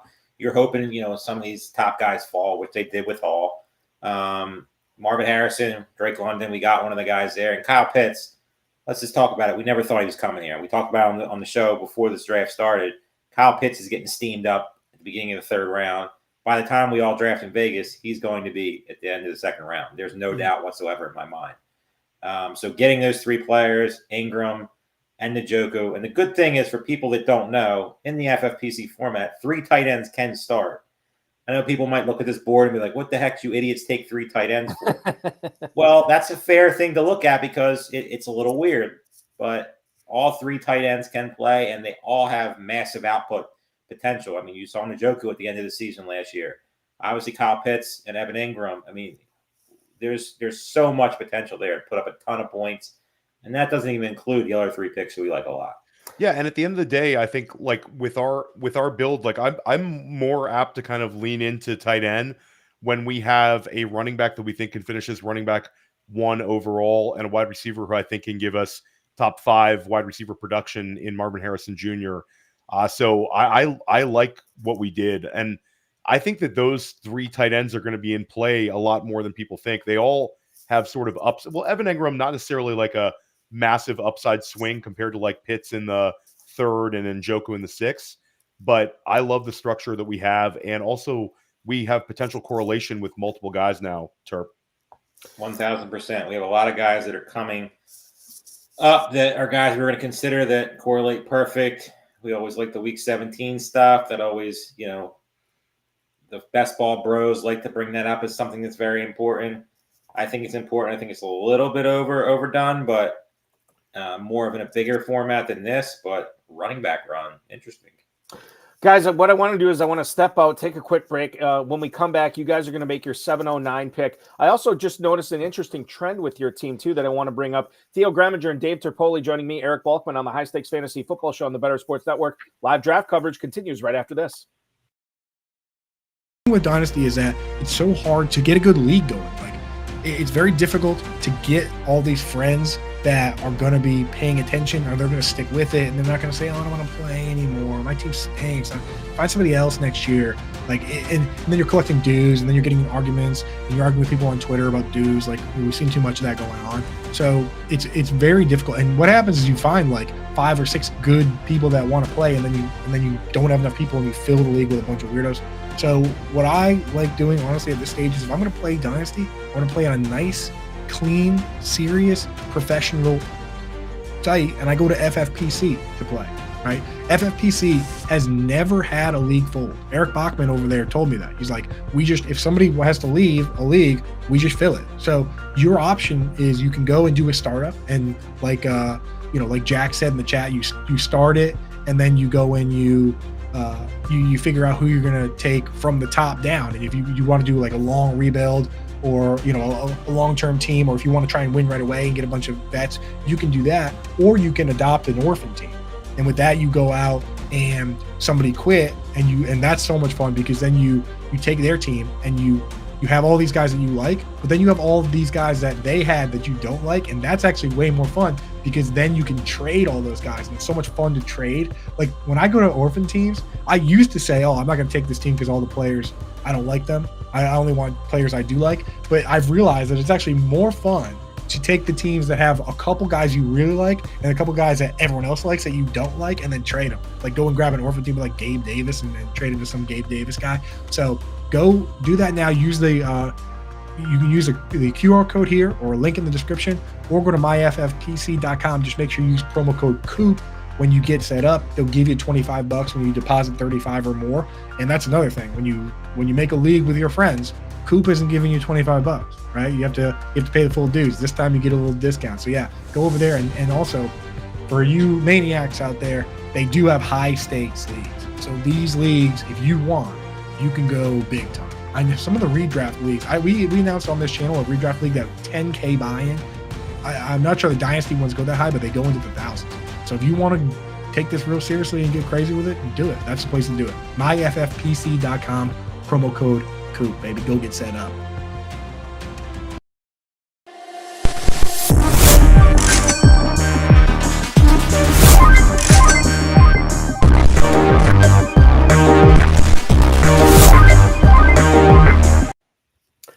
The draft continues on here with the FFPC Best Ball Tournament. Also want to tell you about the Fantasy Pros Championship. You just saw that graphic there. If you want to learn more, scan that QR code on your screen right now. It'll take you right to where you need to go. A $1 million grand prize at stake there in a $6 million prize pool. Drafts filling daily. Check that out at myffpc.com. myffpc.com is where to go for that, for the Fantasy Pros Championship in 2024. I'm here live with player profilers Theo Gremminger and, of course, Dave Terpoilli. They have teamed up on an FFPC Best Ball Tournament team that they are drafting. We are in the 8th round right now. Terp and Theo just took Kyler Murray at the 709. They are now on the clock in the 8th round. Nice little pairing there with Kyler Murray and their 2nd round pick, Marvin Harrison. 3 tight ends already on the team, only 1 running back, only 2 wide receivers. I don't know if they're going to attack the position here, but I'll kind of let you guys go back and forth a little bit as you are now on deck for your 8th round pick, and then we'll talk a little bit about Kyler Murray afterwards. Yeah, so I think it's structural. I like where your head's at on the one player, but I think it's a little bit overkill, even though he makes sense value wise. Agree. It would be a very unique build, but we sort of need. People will be talking. I'll tell you that. Yeah, I don't know if I want to get that reputation. I don't know either. Yeah, we're not like that. We're done there. I think we're done at that spot. So we're going to take him out of the equation. So to me, I think this is it's very much a young versus old argument here. I like the idea of Jonathan Brooks here as our RB2. I think he's going to catch a lot of passes when he's on the field. At the end of the day, though, I think leaning into one of those 2 wide receivers makes the most sense structurally for us. And we sort of try to play a little bit of catch up at wideout. Do you have a lean towards running back versus wideout right here? Because, again, I do like Brooks here. I like Brooks, but my lean is toward a receiver. Okay, I feel so like we have some correlation with Ingram and Hopkins. So your call on which wide receiver. Let's go Hopkins. I like where you're at with the other one, but yeah, I think Hopkins right now, it's sort of you're getting him as the wide receiver 2 on Tennessee, and I'm not so sure that a healthy DeAndre Hopkins is not still going to be their wide receiver 1, despite Calvin Ridley signing the mega contract. Like D-Hop's played well last year, and Calvin Ridley was not good last year. Yeah, Calvin Ridley was not good, but again, like targets are earned. He got a ton of them, and Tennessee signed him, I think, to do the same thing with him. 100%. But at the end of the day, like I'll take the discount D-Hops over having to pay any increased price on like a Ridley right now. D-Hops is one where I've been recommending him to dynasty managers. If you're looking for like a mercenary that you can get for super cheap right now, plug in your lineup all season long. You're not worried about the future. You're worried about this year type player. He's so cheap in every single format. He's the kind of guy that I think could beat expectations in literally every format this year if that passing volume is where we think it's going to be. I don't really see Tyler Boyd or Chigakonkwo as a real threat to do anything weekly. I know there's a little bit of buzz on like Okonkwo and Josh Wiley from the coaching staff and the beat reporters, but at the end of the day, I think it's going to be a consolidated receiver target tree with Pollard and Spears getting a lot of targets out of the backfield. And I'll take 8th round D-Hops all day long. I wanted to ask you about this Kyler Murray pick here, Terp. I was wondering if you guys were going to look at CJ Stroud, because I think you could have looked at him at either your 5th round pick or your 6th round pick. You chose Pickens and Njoku there. Was that because of the potential other quarterbacks that would pair up with some of the other guys on your roster? It definitely was. Stroud, to me, the only reason you're drafting Stroud in best ball, not that he's not a very good quarterback and that offense is going to be very good, is when you get one of those receivers. Naked Stroud just doesn't make any sense because you're going to be competing against. He offers no rushing upside. That's pretty much been proven. It obviously could improve, but I doubt it. But if you're going after some of these teams in a shootout and CJ Stroud goes off and you have him naked, chances are you're not going to win because one of those guys, whether it's Diggs, whether it's Collins, whether it's Dell, are 99% of the time going to be on the team. Yeah, you might get lucky with a Dalton Schultz build, but that you're looking at a 1%er right there. So to me, Stroud, best ball, it's if you draft Dell, if you draft Diggs, if you draft Collins, like Stroud, don't love them. But that's where we pretty much stood there. One of the things I said before we took a break is the fact that I noticed the trend with your first few picks tonight, Theo. Breece Hall, Marvin Harrison, Kyle Pitts, George Pickens, 4 of your first 5 picks. I think the one thing that they all have in common, if not the only thing they all have in common, they're all pretty young. They all have untapped upside. Do you feel like that is the way to go in these best ball drafts, that you want to get these younger, explosive, quote unquote, unknown players at the top of your draft? Or was it just coincidence how it worked out that way? I think it's coincidence to an extent. I think I'm always trying to be a year early on guys. Not necessarily with these guys. These guys are already steamed up, but I do think that betting on sort of the unknown upside, betting on guys being able to exceed expectations and not be a wait and see it drafter. Like, I think wait and see it drafters are usually dead in the water to an extent. And I think but I'm at the same time not afraid to dive into older veteran values that are kind of seem like dusty. Like, I think a lot of people, like if you look at the wide receivers surrounding DeAndre Hopkins, they're all much, much younger guys with, a lot of rookies going in his range. Whereas I don't mind attacking D-Hops in that range. So I don't want to be dogmatic or have specific rules, but there's, I think when you're able to draft a guy with the idea that he could get drafted earlier the next year, you're going to end up liking a lot of your builds and a lot of your seasons more so than taking a guy that you think, hey, he could regress, but it still makes sense to take him here kind of guy. We are coming up on your 9th round pick. You guys are up now on the clock here. I'll let you guys talk it over here. What are you thinking here at 9:09? Well, I like who we have at number 1 in the queue, Terp. I do think that is there a chance he comes back? I think there's a chance he comes back. To me, the lean is number 2 because he's not coming back. So, yeah, that's what I'm saying. Like, number 2, I think, gives us a lot of flexibility and a lot of upside. I agree. And we pretty much could probably close the position. I think we're done at that spot if we do it. So let's just take him. The pick is in. It is Washington Commanders rookie quarterback Jaden Daniels to go with Kyler Murray. And Terp, Theo, it sounds like you guys are now done at the position. Good enough with Murray and Daniels with different bye weeks? Yeah, I think we're good at the position. I think both of those guys legitimately have extremely high upsides. Jaden Daniels, I think, could rush for over 1,000 yards this year, which is, probably a lofty expectations to put on a rookie, but he is electric. And I think that offense, there's nothing but kind of positive vibes coming out of Washington right now with him. I like the fit with him and Cliff. Cliff is a guy that nobody's going to bet on and say he's some sort of genius, but he didn't hold back Kyler Murray from being a very effective fantasy football player. And when it comes down to it, I don't think there's a need to take a third quarterback unless we see some really, really good value in the second half of the draft. So I think it gives us a little more wiggle room. We obviously have to make up for it at wide receiver and running back now. But I do like a couple guys in our queue. Terp, Theo just mentioned it, one running back on the squad right now. Have you guys ever had drafted a best ball team like this where you are so thin at running back essentially halfway through the draft? No, it's definitely, something that's different. But when you start off Breece Hall, and we didn't expect to get Breece Hall, I mean, we expect Breece Hall to be a top 3 fantasy player and, at the position, which where he's being drafted. So if that all works out and he does exactly what he did at the end of the season, we could easily fill in the RB2 blanks with, depth and obviously volume. There's plenty of guys that are left on the board that are going to be very, very, good for us at both positions where, most people are stacking up on. But with the quarterback being pretty much locked and tight end being locked, I mean, we have so many avenues here to take, running backs and receivers the rest of the way that most of these teams are going to be panicking a little bit more with tight ends. I mean, one team has TJ Hawkinson as their starting tight end right now. I know it's best ball. One team does not have a tight end right now.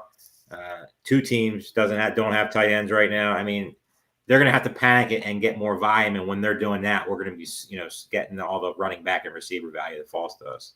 We're going to have to make up for it at running back a little bit more with volume than I would like. But at the end of the day, it's a champagne problem. I'll say that, taking those 3 tight ends, if you go that much of an aggressive tight end build and you're that kind of bully tight end, then you're going to let one position kind of slip. And in this case, it was running back for us, which I'm not like worried about it, Terp. I think we can make up for it. I'm always okay with letting the running back position fall. Yeah. I mean, you've seen over the years, it just comes down to looking at, some of these rosters that win. Look at all the Christian McCaffrey teams last year. Most of them were led by Christian McCaffrey being a star. That was a tough one. And I love how they waited till 10 seconds to do it too, just to stick it to us. That would have been a really nice correlation play. Twisting the knife, Theo. That was the knife twist. I think at the end of the day, this is number 1 in our queue. Like the number 2 and number 3 just don't have that same edge. Let's take them. We'll take Chase Brown as our RB2. I mean, we're betting on Chase Brown taking a big step forward. The guy he profiles as a big time pass catcher. It's sort of a split with him and Zach Moss, but we don't need him to be a weekly He's just starter. a better player. Yeah. We don't need a weekly starter here. No. We need him to have usable weeks and a fair amount of them. And with his receiving upside in that offense, I think that we'll get that. He hit the second highest miles per hour of any player in the NFL last year on that sort of catch and run. The sample size is small, but they didn't draft anybody. And the only running back they signed is Zach Moss, who I'm not anti-Zach Moss. But to think that Zach Moss is going to come in and be Joe Mixon is a big reach. I think Chase Brown, at the very least, is going to be used as a receiver this year. It's definitely Chase Brown versus, over Zach Moss for me. Yeah, and that's a lot of sharp people are with you, Terp. And I think that's sort of where I'm at, especially with the ADP cost. I can see a scenario where Zach Moss falls in the end zone a lot. I think that's sort of the out for Moss. But at the end of the day, like Moss has never had a 30 catch season in his career.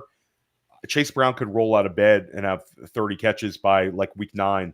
And at the end of the day, I think that the fact that they didn't take anybody in the draft says that they at least trust Chase Brown to be a weekly target in the passing game and sort of a change of pace back. And if anything happened to Moss, I think it's Chase Brown to the moon. Like Chase Brown's a top 15 play every week. And maybe Zach Moss is just sort of a empty calories between the tackles, Alexander Madison type, and Brown is the guy with the juice next year in the backfield. I don't think it's settled though. Like I want to take a little bit more of a neutral approach. Like I'm not anti Zach Moss, but again, I like the pathway more for the younger, faster, better pass catching back. Yeah, I'm definitely not anti Zach Moss in best ball. See, redraft, I probably lean a little bit more toward Browns. I just like the player better. Yeah. I could also see exactly what you said with Moss just falling in the end zone, just like Joe Mixon did. I love where your head's at with this queue. I got to say, Terp, your queue, it's beautiful right now. You just loaded up a couple guys. I don't have a problem with any of them. I like every single one of them. I love a couple of those guys too. I'm getting typecasted on one of them. Yeah. Number 2 is probably my favorite rookie. I just wish he'd landed in a little bit better of a spot. Stud though, absolute stud. I agree. Theo, let me ask you, Chase Brown may or may not be the starter in Cincinnati. I think we can agree that he probably won't be, at least to start the season. But you had the starter in Denver and Javonte Williams there. Can you tell us a little bit about why Brown you felt was the better pick there over a starting running back in Denver? I'm not into Javonte. I think Javonte at the end of the day, he averaged 3.5 yards per carry. And I think people are constantly doing mental gymnastics with trying to create this picture where Javonte is going to come back to where he was before all the injuries. I'm just not on Javonte. I think Javonte is a purgatory player. I think we could have maybe gotten a little bit of extra volume at the beginning of the year. But for me, I'd rather take shots on other Denver Broncos in the second half of the draft than have to take Javonte, who's kind of a purgatory guy to me at this range. Maybe I'm wrong on Javonte, but I don't see being light on Javonte as something that's going to burn me in any format this year. It's sort of like Najee, Javonte. Like, I don't really lean into those guys in this sort of format. I want a little bit more upside, a little more juice than just hoping Javonte is like this high volume guy. Theo and Terp now once again on the clock here for their pick. 11:09 here. I'll let you guys talk it out. What are you thinking? Well, I think it's a no-brainer, Terp, who we've got to take here. 1,000%. Balky, you'll like this pick. That's our guy. That's our guy. There you go. I do like the pick. I like the player, MarShawn Lloyd. I take him in every draft. It's like it's hard not to. I took him in every dynasty league. I talked about him on every podcast. It's sort of like people say I talk about the same guys every podcast now, but I can't stop talking about MarShawn Lloyd. He's like a must-draft guy. We're betting on the offense being an ascending offense. They will be better offense this year with Jordan Love behind center. The receiving core is a lot older. Luke Musgrave's healthy. And they always work in two running backs. We just don't always notice it as fantasy managers because A.J. Dillon is never productive with it. MarShawn Lloyd also can catch the football at the Senior Bowl, incredibly productive. This is a 225-pounder with wheels. I like everything about MarShawn Lloyd in all formats. And I think a year from now, if things bounce his way, we talk about being a year ahead of guys. A year from now, MarShawn Lloyd could be a third rounder in this tournament. Yeah, 100% he could be. And I will say, too, with some of the a significant amount of the beat writers in Green Bay, beat writers that have seen players in shirts and shorts and, not real football. And they've seen Aaron Jones, a speedy guy, over the course of the last 6-7 years or whatever it was. They were pretty much wowed. A lot of them were wowed by how fast MarShawn Lloyd looked out there. And that speed is not necessarily an element that has been at the forefront of the Green Bay backfield. And to get a guy like that at the 11:09, I think you're doing things right here. You guys are now coming up. You're in the hole. So right now, just to recap the team for Theo and Terp here, from the 9 spot, they do have Kyler Murray and Jaden Daniels as their quarterbacks. The backfield is now at least the running back room is starting to fill up. Breece Hall is now being joined by Chase Brown and MarShawn Lloyd. Marvin Harrison, George Pickens, DeAndre Hopkins are the receivers, and they are fully loaded and stocked, ready to go at the tight end position. Kyle Pitts, Evan Engram, and David Njoku. And I think one of the other things here, Terp, is that based on how you guys have assembled this team, I know you have some work to do at running back and receiver, but you also have the flexibility to pick up some value now, basically every pick of the way, the rest of the draft, given your quarterback and tight end situation. 100%. It gives us plenty of options to see what falls. And there's plenty of guys that have fell to us that probably shouldn't have because guys are looking elsewhere, being behind the 8 ball at certain positions. So far, so good. I mean, we have a pick coming up here soon. We might, get a little dangerous with. But are you guys zeroed in on a player right now? No, I like several guys in our queue. There's a bunch of guys in our queue right now, but there's one I like a little bit more than the other. We'll just see. Yeah, we'll see. I think that the few of these guys are fine. And structurally they make sense for us. Okay, so we can talk this one out, Terp. Which way are you leaning? You can say the number if you want. My lean is 2. I like 2 as well.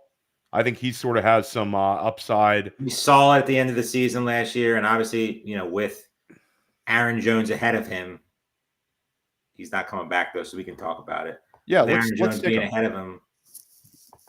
Lock it in, Terp. Excellent.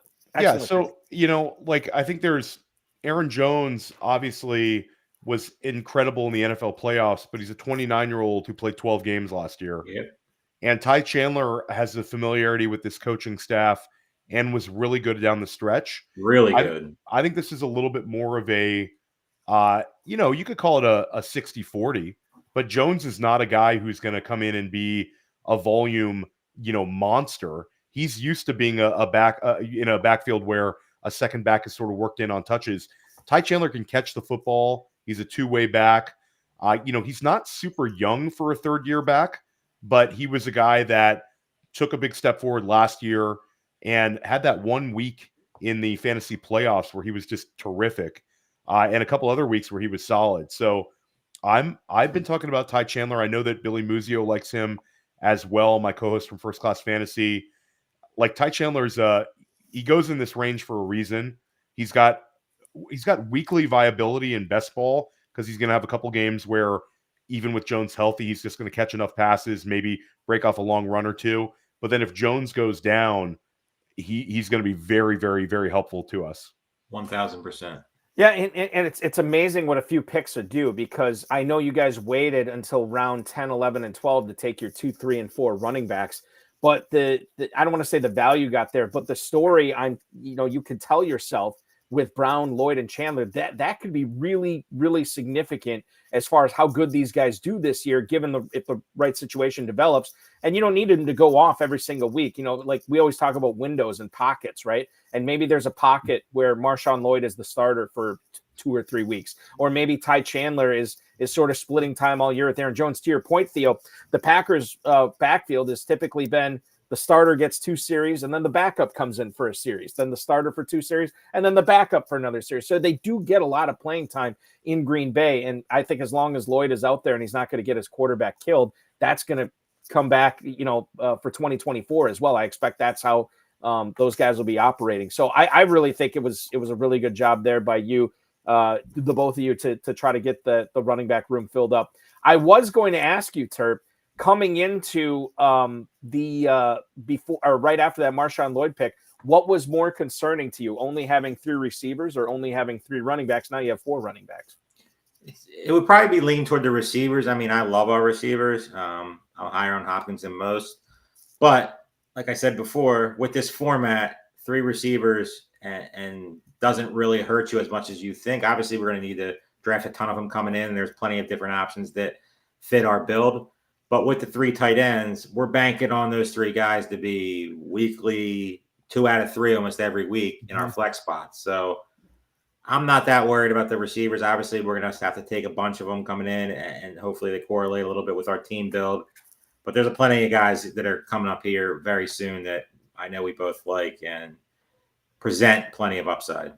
Yeah, and even at the end game wide receiver options, if you're going to be throwing darts in round 19 and round 20, I'm always most comfortable throwing wide receiver darts, Terp.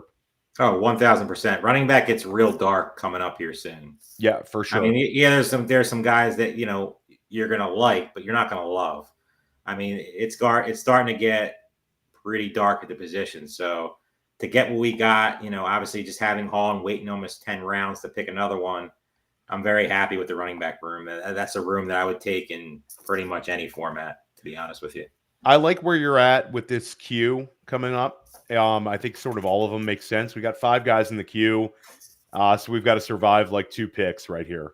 And if you look at it, I think you're going to start seeing some quarterbacks get cleaned up, which is going to help us a lot. And I think you're starting to get to like the kind of the area where tight end still 2 teams without tight ends. Yeah, you're going to see some tight end cleanup here. Because I know I don't mind table talking. We're not going to take them. But like Ben Sinnott is really interesting here. Isaiah Likely is very interesting here. So I think both those guys should go very shortly. It's the anti-table talk where you're trying to get these players off the board, right? Trying to get these other. Please take Jerry Jeudy. Jerry Jeudy would be a guy that I would love for you guys to take. We really want him bad. I think Mike Shope was talking about this on the deep end the other day about how I think he was referencing Chad Schroeder when you talk about in best ball, or maybe managed leagues, not so much best ball. But you don't want to get caught in the run. Like you want to make sure that you're not boxed out of any position, right? Especially in best ball. And I think there are 2 ways of operating, right?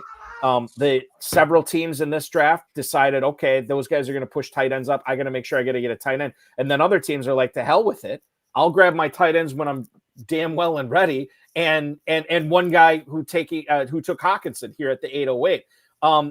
How would you guys attack this draft if you were not the team with the 3 tight ends? If you were the team that was sort of had to scramble, how would you have attacked that? Theo, I'll throw it to actually. Let's answer that question a little bit. You guys are on the clock now.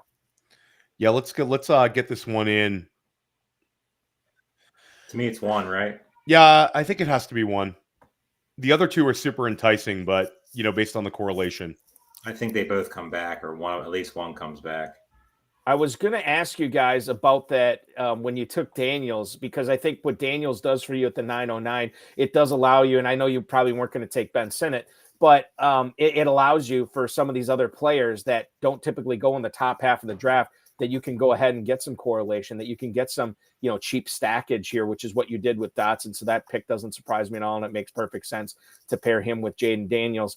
And certainly there's an opportunity to maybe do it more so with your quarterbacks. I don't know how you're going to attack it. I don't know how the draft is going to fall either. Jerry Jeudy did go off the board there, Terp. So good on you, my friend. It's what we're here for. We're trying to put guys up there that we don't want at all. I mean, I've been on the Jerry Jeudy bandwagon for a long time, but that crashed and burned last year, and I don't know if I'll ever get back, because I just don't know if he loves football.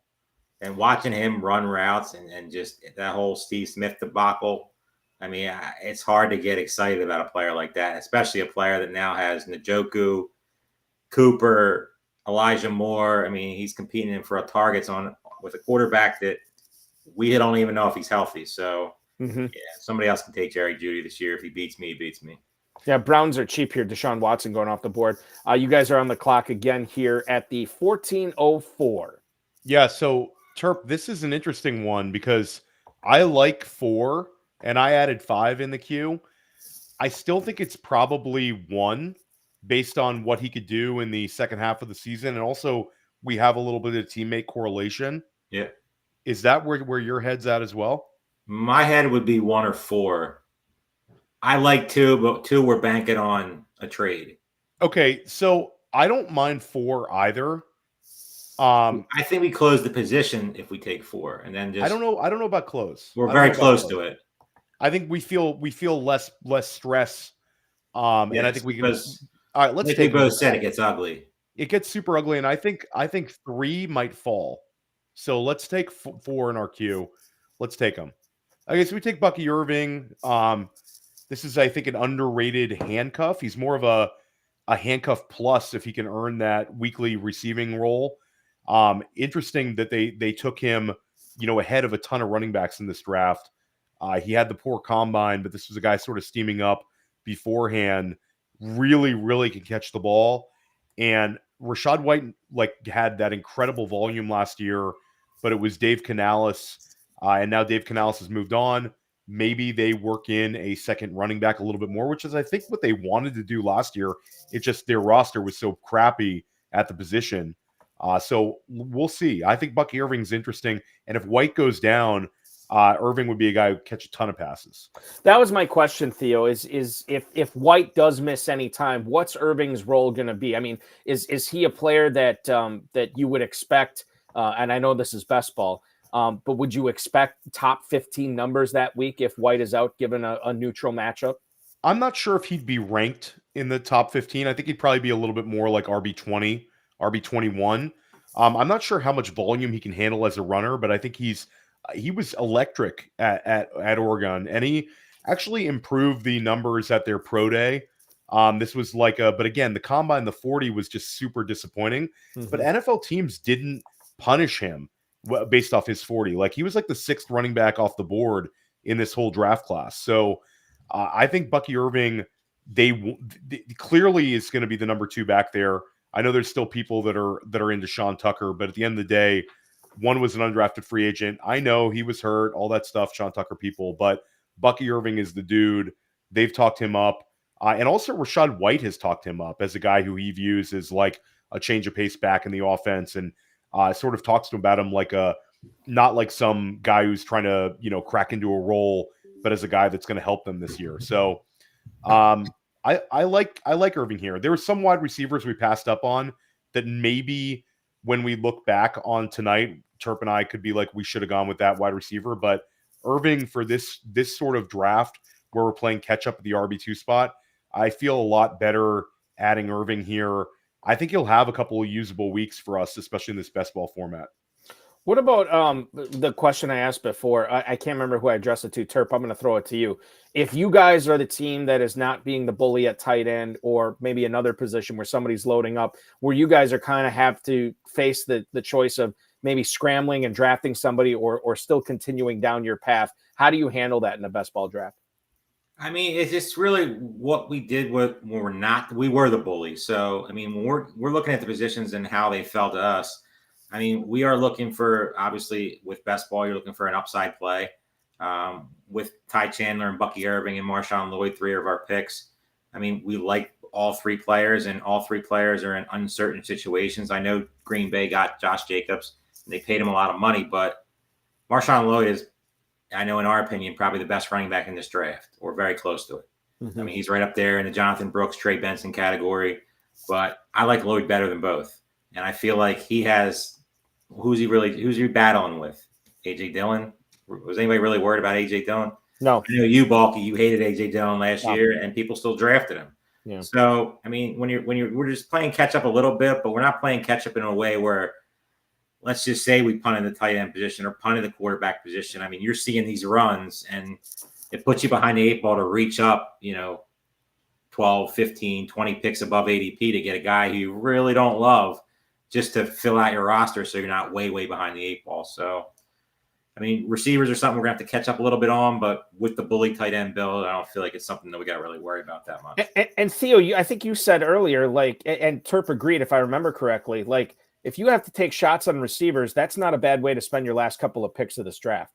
No, I mean, I think that there's a scenario where all of our next few picks are wide receivers. Terp, at this point, 1 or 2 we have the correlation to. 1 could be the hammer, though. It's definitely 1. 2 comes back to us. Okay, so let's do it. Let's take 1. And then I put a couple other guys in the queue. I like the idea of getting 3 and 6, but I don't mind 4. I know 5 is like 5. I can't. He's not going to excite you.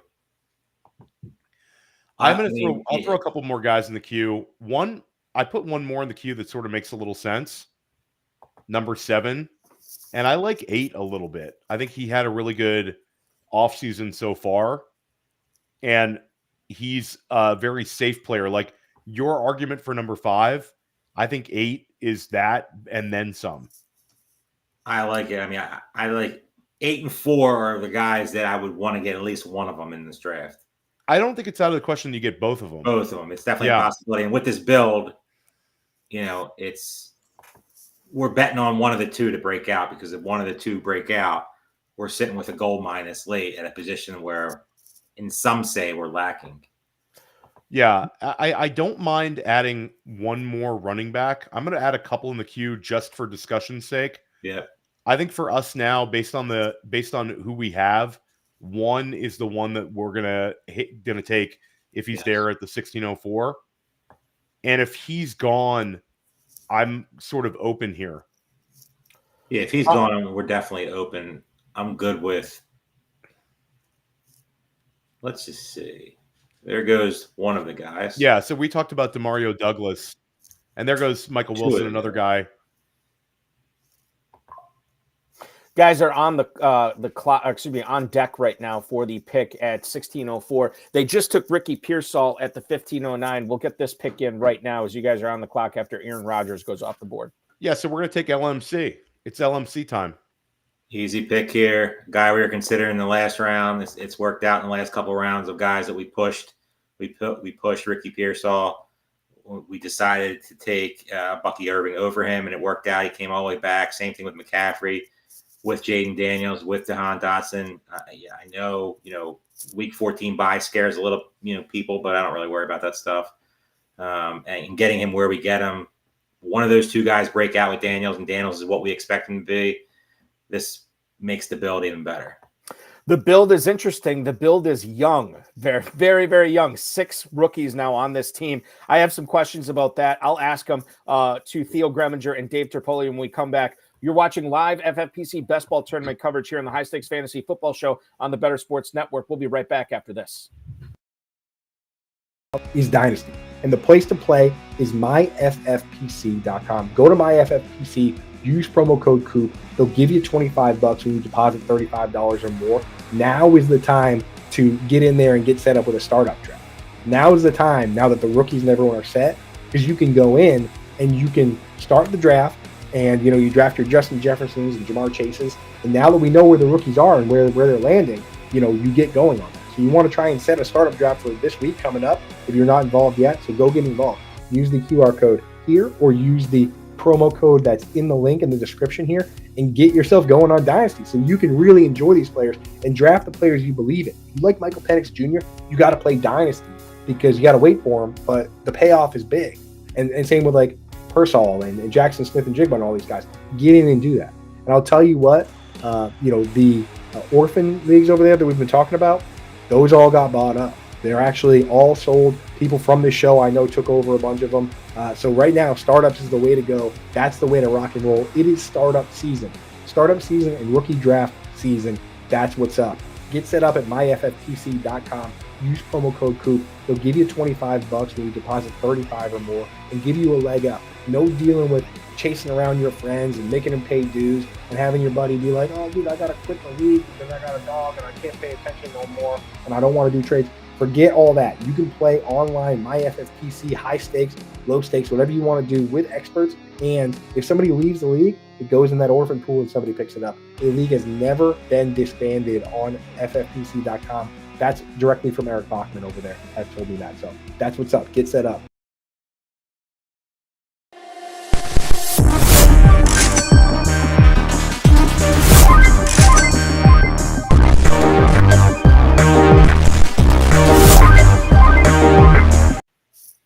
The best ball tournament coverage rolls on here on the High Stakes Fantasy Football Show on the Better Sports Network.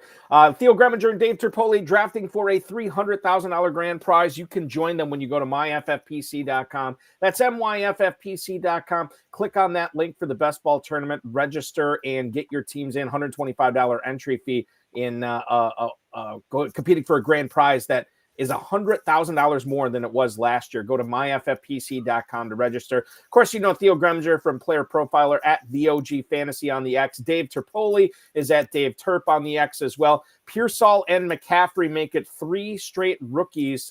Theo, there's a lot of youth on this team. We often say that the rookies are undervalued when you're drafting early. Are they being undervalued even now here in June?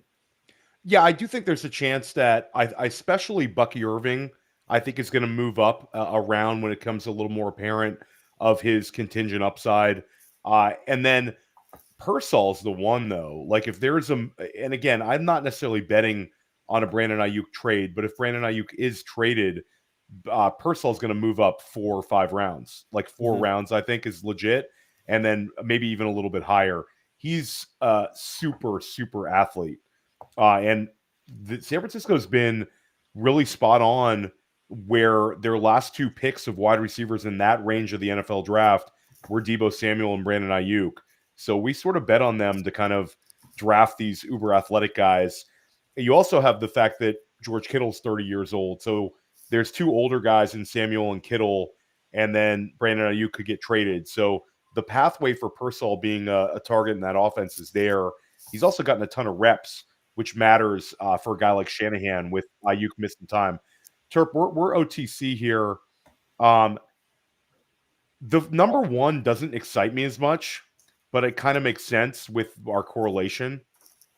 It makes sense, but I wouldn't cry if we pushed him and it didn't come back. I would rather take somebody with a little more juice, 6 or 2. I think I like the 5 idea is just as good as 1, really. I like 1, but I'd be okay with 5 and would be okay. I'm going to defer to you because I think for me 6 and 2 are similar bets. Why don't we go with 2? I think we don't have anybody from this team, but it's a really ambiguous situation. Let's add another rookie to this show. Yeah, let's add Javon Baker. And again, Javon Baker, maybe he's going to end up being another cliche term. I don't want to be that guy, but the hashtag better in best ball type guys. Javon Baker had 5 catches over 50 yards last year at UCF. Javon Baker walks into the room. He thinks he's the best player on the entire team. He's got that kind of swag to him. And he might be. and he might be. There's a lot of people who are very smart. Nelson Sousa, Cody Carpentier, a lot of Matty Kiwoom, a lot of guys that I've like worked with or drafted with that are really into Javon Baker. I'm sort of I've taken shots on Polk and Baker. I think they're both decent shots. And we talked about DeMario Douglas. I think with those three guys, there's a chance that 2 out of the 3 beat expectations, and the expectations are so low. There's two out of the 3 actually beat expectations kind of considerably. Javon Baker, he's interesting though, guys. He's interesting. He is very interesting, and he was a guy that, I mean, I was much more excited in my rookie drafts to draft him rather than Jalen Polk, and then all of a sudden those guys got very, very close in rookie drafts too, and then I'm like, okay, am I taking the 4th round guy over the 2nd round guy? I don't think I can do that yet. I know you guys are coming up, but the Baker pick is very interesting. The McCaffrey pick is interesting too. Now, this makes it 4 straight rookies that you've drafted, 7 rookies on your team so far. You're in the hole right now. Talking about McCaffrey, Terp, what's his role going to be this year in Washington? I mean, there's talks of him getting handoffs. I mean, a Curtis Samuel clone type of situation. I mean, the possibilities are endless with Kingsbury. I mean, Jaden Daniels is obviously the most exciting rookie quarterback that we've probably seen in a little bit. Has the rushing upside, and if he figures out one of these 2 guys to go with Scary Terry, I mean, the McCaffrey, in my opinion, could have a couple, preseason, blurbs that you see pop up even more than he's getting now, and he can move up a couple rounds because the excitement's there surrounding him. He's quiet. I mean, it's quiet right now, but that's exactly what we like because we're getting him free pretty much. I mean, 16th, 20th round type of players are free. And you can pretty much mix and match them and try to, strike lightning in the bottle. Is there a chance he just totally flops out? Of course, but we saw Jahan Dotson last year not do much. So even though we drafted Jahan Dotson, if one of those 2 pair well with Jahan Dotson, we're sitting with gold mines. And I'm very excited because McCaffrey's one of my highest known players. So the guys are on the clock again at the 18:04. Go ahead, Theo. Yeah, so Terp, here again, we're sort of wide open. I almost think that 6 is interesting because I think a couple of these other guys are going to be there in rounds 19 and 20. We don't really need 6, but 6 I think has sort of huge contingent upside because of the quality of the offense, and I think the quality of the player. About him, there's no questions whatsoever. There also is this that I just put in, not yet, but if there's a world where we don't like talking about it in these streets, but it gets this position switch. Yeah, that's the one. I thought about throwing him in there too. Let's take 6. What do you think? Yep. Pick. Yeah. So Will Shipley's a little bit of a luxury pick. I know that there's the whole Kenny Gainwell people out there. Like, I think Gainwell is definitely a Nick Sirianni favorite. He's annoying, but at the end of the day, not really somebody I'm worried about. If Saquon misses time, Will Shipley is a dude. And isn't there something to be said, the fact that, they knew what they had in Gainwell, and yet they went out and drafted Shipley too? 100%. 100%. I mean, when you have that, like that's kind of like in a rare situation where I would lean on the rookie over the veteran, especially in best ball too. And given what Shipley was able to do and how well-rounded he was at Clemson, I think he's a player that, he's a fun best ball guy, but he could develop into much more if, knock on wood, if anything happens to the starter in Philly. And I'm not going to say his name because I know Terp would be like, don't jinx me now. Balky, 7 rookies through 17 rounds. That's awesome. And that's so much fun to see all those rookies. I don't think I missed any. No, I think you got 8. Right? 8. Jaden Daniels, I missed them. Sorry. Right. So it's Harrison, it's Daniels, it's Lloyd, Irving, Pearsall, McCaffrey, Baker, Shipley. That's 8. And you've taken 5 in a row. I thought when Troy Franklin went off the board that, okay, then no way is it going to be a rookie here. And then you guys still found a way to make it work. So kudos to you. And Troy Franklin would have definitely probably been the pick if he would have made it. And yeah, like I think Troy Franklin is a fine bet as well here.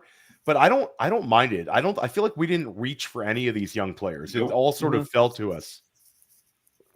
You guys are coming up in the 19th round here. What do you make of, I look at a team like Team 11 where they just pound running backs and receivers for the first 8 rounds, but then you noticed 4 quarterbacks, you noticed 3 tight ends, and the depth at running back and receiver. I don't know how much it has to be there as you're going for $300K, but I don't know if that would be a build that you guys would be in favor of, right? I don't think 4 quarterbacks, when you get Trevor Lawrence and Jared Goff, I think if you want to go with a QB3, I think that's fine. But I think the Bryce Young pick was sort of like a superfluous one. And, I've gotten caught holding the Colby Parkinson bag, but I don't want to go 17th round Colby Parkinson. I'd rather have him a little bit later, but it was sort of necessary. Isaiah Likely for them as well. Like, they're really betting on Cade Otton being able to kind of hold it down at the tight end spot. So I don't know. That's sort of for me, it's a tough way to win. Now, I don't know if this manager is doing a ton of entries. I never know. A lot of people are like kind of incognito. I'm always Gremminger in these drafts that I'm doing by myself. So I'm easy to find, but a lot of people kind of change it up. But I mean, I think that they had some structure. I almost think if you look at it, they should have gone with maybe staying away from Jalen Warren and going a different route in round 7. And I think they might have liked their team a little more. They had 3 running backs early that I think we could all bet on sort of volume early in the year. How much value do you guys see in these last couple of rounds? I mean, is it just dart throws, or are there players that are worth their so? And I guess you're on the clock again, so I'll let you talk about that after you make the pick. Yeah, so Terp, I feel like it's number 2 for us, but you could talk me into number 3. It's number 2. It's not really even a question. We said we push it. To me, it was Zay Jones or So we end up getting our correlation, our Arizona correlation. Greg Dortch is one that Kyler Murray's always talking up, and he had some nice weeks with Kyler last year. So I think that's a fine pick. I think number 2, it could make it back to us as well. Dortch is the pick at 1909 tonight for the guys. And Terp, in regards to Dortch, with Harrison and McBride having so many targets on that team this year, and when you throw Trey Benson into the mix as well, is Dortch a guy that still can carve out a role here, or are you just expecting, maybe a couple of Boffo weeks if one of those target hogs goes down? Yeah, I mean, the guys above him outside of Marvin Harrison have questions. I mean, Michael Wilson, burst on the scene a little bit last year, but he wasn't anything special, even though I like the player. I mean, Zay Jones went from being a fantasy darling in 22 to last year just obviously getting hurt, but, not really doing much even when he wasn't hurt. And that team just overall was a disaster. So, I mean, they love him. So he's still around. Kyler Murray talks about him. The coaching staff talks about him. Do I think he's going to be a superstar? No, but he's a guy that can get us some serviceable weeks at a position where most say we're a little bit weak. And if Kyler Murray goes nuts, Marvin Harrison goes nuts, we have another option, and that's really all we're trying to build with this.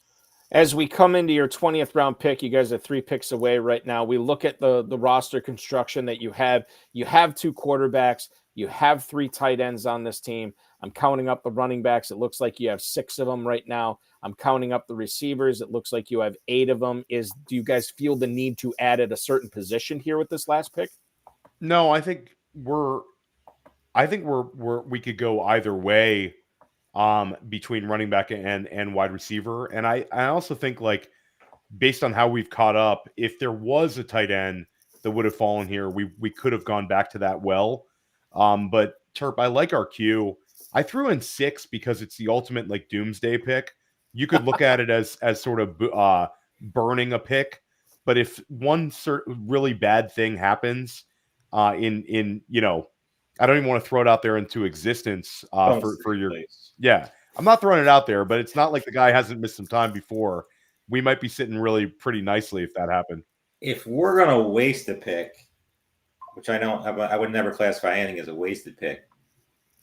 Am I blanking out on 5 here? I know he's a little down on the depth chart, but it correlates with week 17 with the Arizona bet.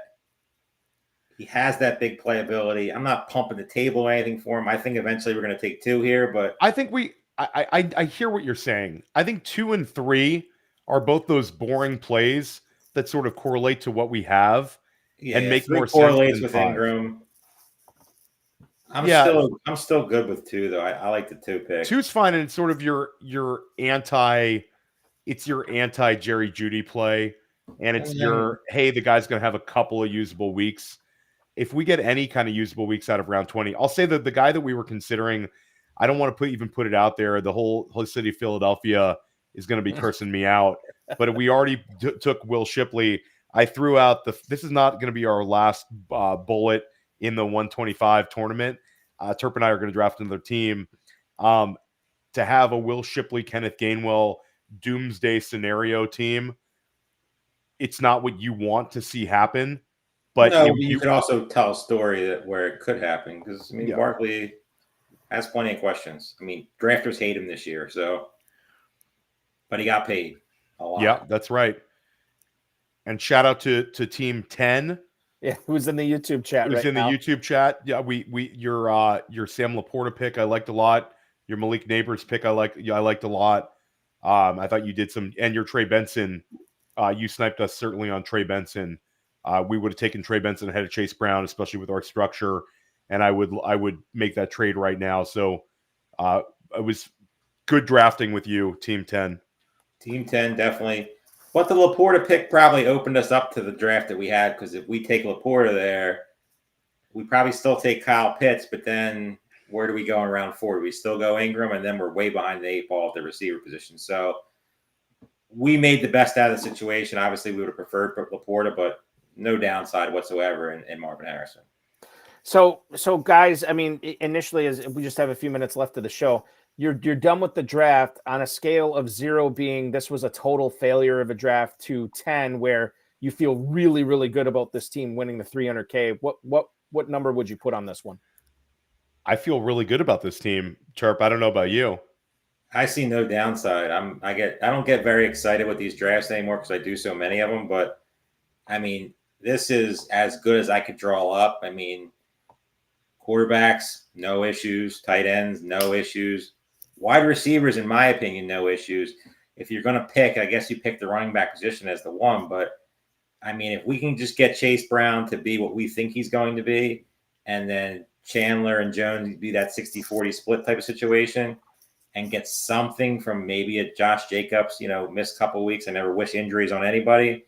This could definitely be a team that sneaks into the playoffs, but then turns into like a heat-seeking missile by the time it comes to win the 300,000. So yeah, really for me, it's this team needs Breece Hall to stay healthy. 1,000%. At the end of the day, though, you need your first round pick to stay healthy to be in contention for any real money anyway. If those tight ends don't work out, this team's in trouble. That is a good point too. Like if we're looking at tight ends 9, 10, and 13 on the year, then yeah, this team is probably drawing dead as well. How much stock do you put in? And Theo, I'll throw this to you first. How much stock do you put in? Like David Njoku had some really, really good games last year, but a lot of them were with Joe Flacco rather than Deshaun Watson. It seems like you and Terp are still on board with Njoku having a good season this year, but it's going to be with, I don't want to say different quarterback because he was okay with Watson last year, but he really came into his own with Joe Flacco. Yeah, I talked about it earlier. I just think it's how do you put that away when you saw David Njoku do that for that significant? Regardless of the quarterback, Cleveland is going to find a way. You're saying? Yeah, and I think Ken Dorsey is the right offensive coordinator for this team. Cleveland had a ton of plays per game last year, and it didn't necessarily correlate to a ton of scoring. They had their run with Flacco, but like Watson looked pretty good in that Baltimore game, gets hurt, and I'm pretty bullish on this offense this year. I also think the fact that Nick Chubb, we don't know when he's going to be back, sort of is like they're going to lean on Njoku as well. So Njoku doesn't have to be what he was in the fantasy playoffs. Terp and I would love that, but then you're talking about a guy who's challenging for tight end 1 overall. I think he's just got to be sort of 80% of that, and I think that's perfectly doable. How do you get away from that? How do you not scheme for that when you saw it and he was so effective doing things like tight end screens, utilizing him early, getting him the ball in the first quarter? It puts a lot of pressure on defenses because he's such a great athlete and such a mismatch against a lot of NFL defenses. So for me, it's like David Njoku, he took a next step sort of in his career progression. We've been waiting for it for a long time with Njoku to see that sort of consistent play. And again, the guy's only 28 years old. 28 years old for tight ends, that's perfectly fine. Terp, based on how you and Theo reacted in the first round, is Breece Hall your favorite pick of the draft tonight? I hate saying the first round pick is my favorite pick, but because you never we didn't expect it. We yeah. weren't. We really didn't talk that much at all regarding this. I told him when we got the pick, we were. I said the Bijan Robinson dream is over, and that's about it, because we really didn't think any of these guys that would fall to us. We thought we'd be deciding between A.J. Brown or Puka, Garrett Wilson, players like that. Maybe Justin Jefferson, maybe St. Brown, but definitely never Breece Hall. So we're very, very happy with the pick. Besides that, my favorite pick is Chase Brown. I love Chase Brown. Mm-hmm. Yeah, I think it's interesting. And again, like Bulky, a big credit to what you've done with this show. You have like a super educated group of viewers who make very good points, and they're experienced drafters with skin in the game. Big respect to you guys in the chat. But somebody made a point, Terp, is like, would we like our team better if we would have leaned into one of those 7th round running backs? No, I don't think so.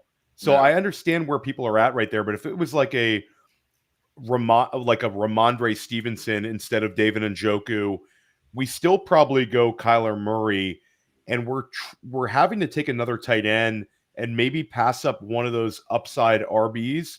And I think that, like, we hate talking about injuries, but Zach Moss goes down, Josh Jacobs goes down, Aaron Jones goes down, Rachaad White goes down, Saquon Barkley goes down.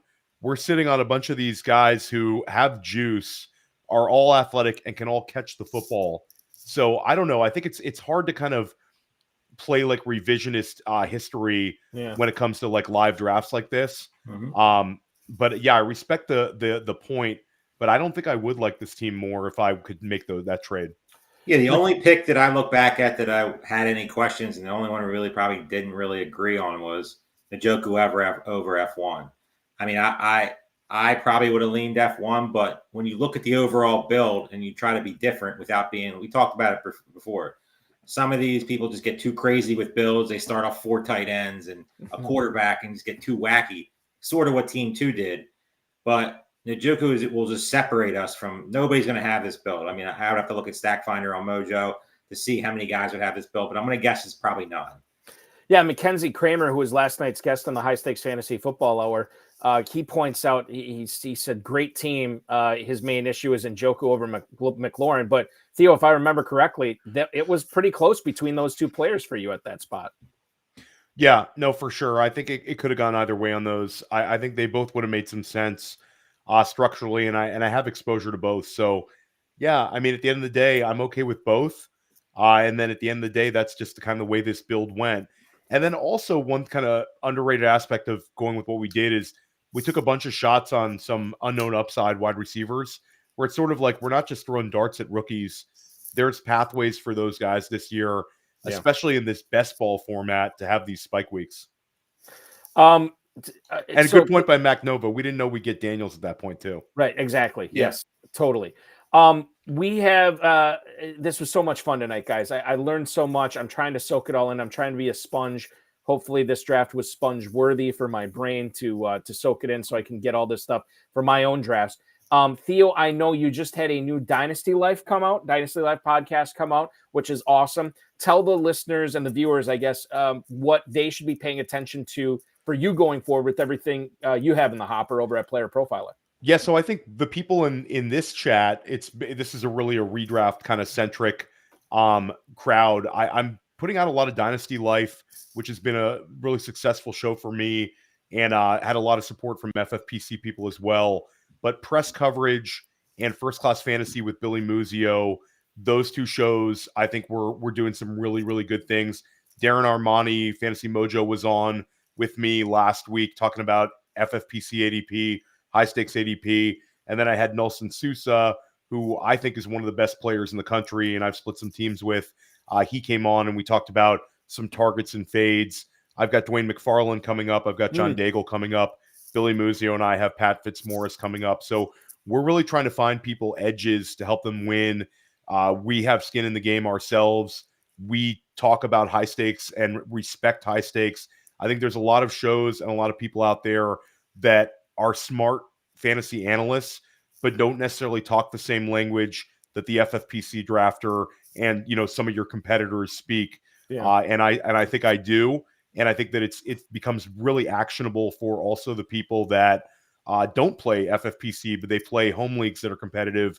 They see like sort of what the sharp high stakes people are doing, team structure, and all those sort of edges that we have to do to win. It's harder and harder to win every year in the FFPC.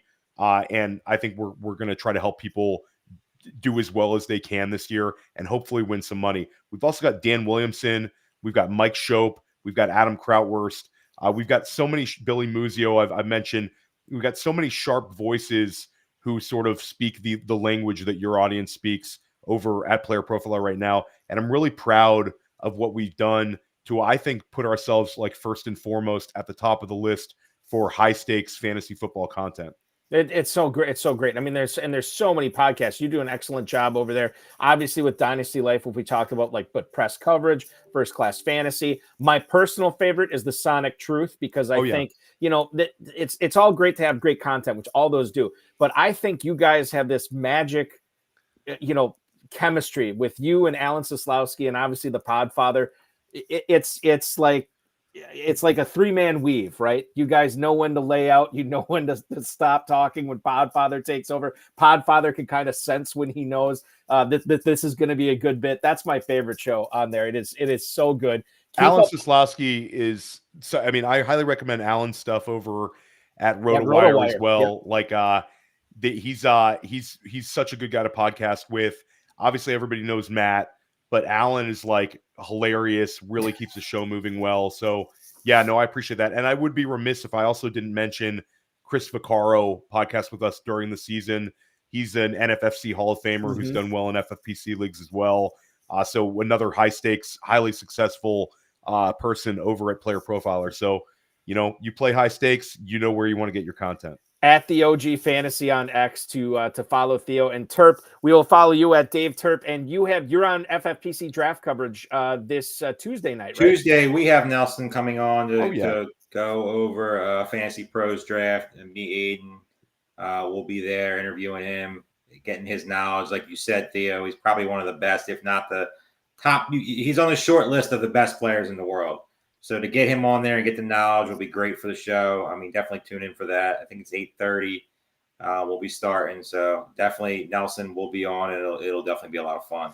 It was a lot of fun tonight, guys. Congratulations on a fantastic draft. Thank you so much for joining me. As a reminder, myffpc.com is your home for the Fantasy Pros Championship, the main event, the best ball tournament, like these guys just did a draft in tonight, and of course, Empire and Dynasty startups over at myffpc.com as well. We'll be back next Thursday at 7 p.m. Eastern time for 2 full hours. It's going to be a lot of fun. For our producer, Matt Deutsch, my co-host tonight, Theo Gremminger, and Dave Terpoilli, I'm Eric Balkman. Thanks so much for watching the High Stakes Fantasy Football Show on the Better Sports Network. God bless everybody. See you guys.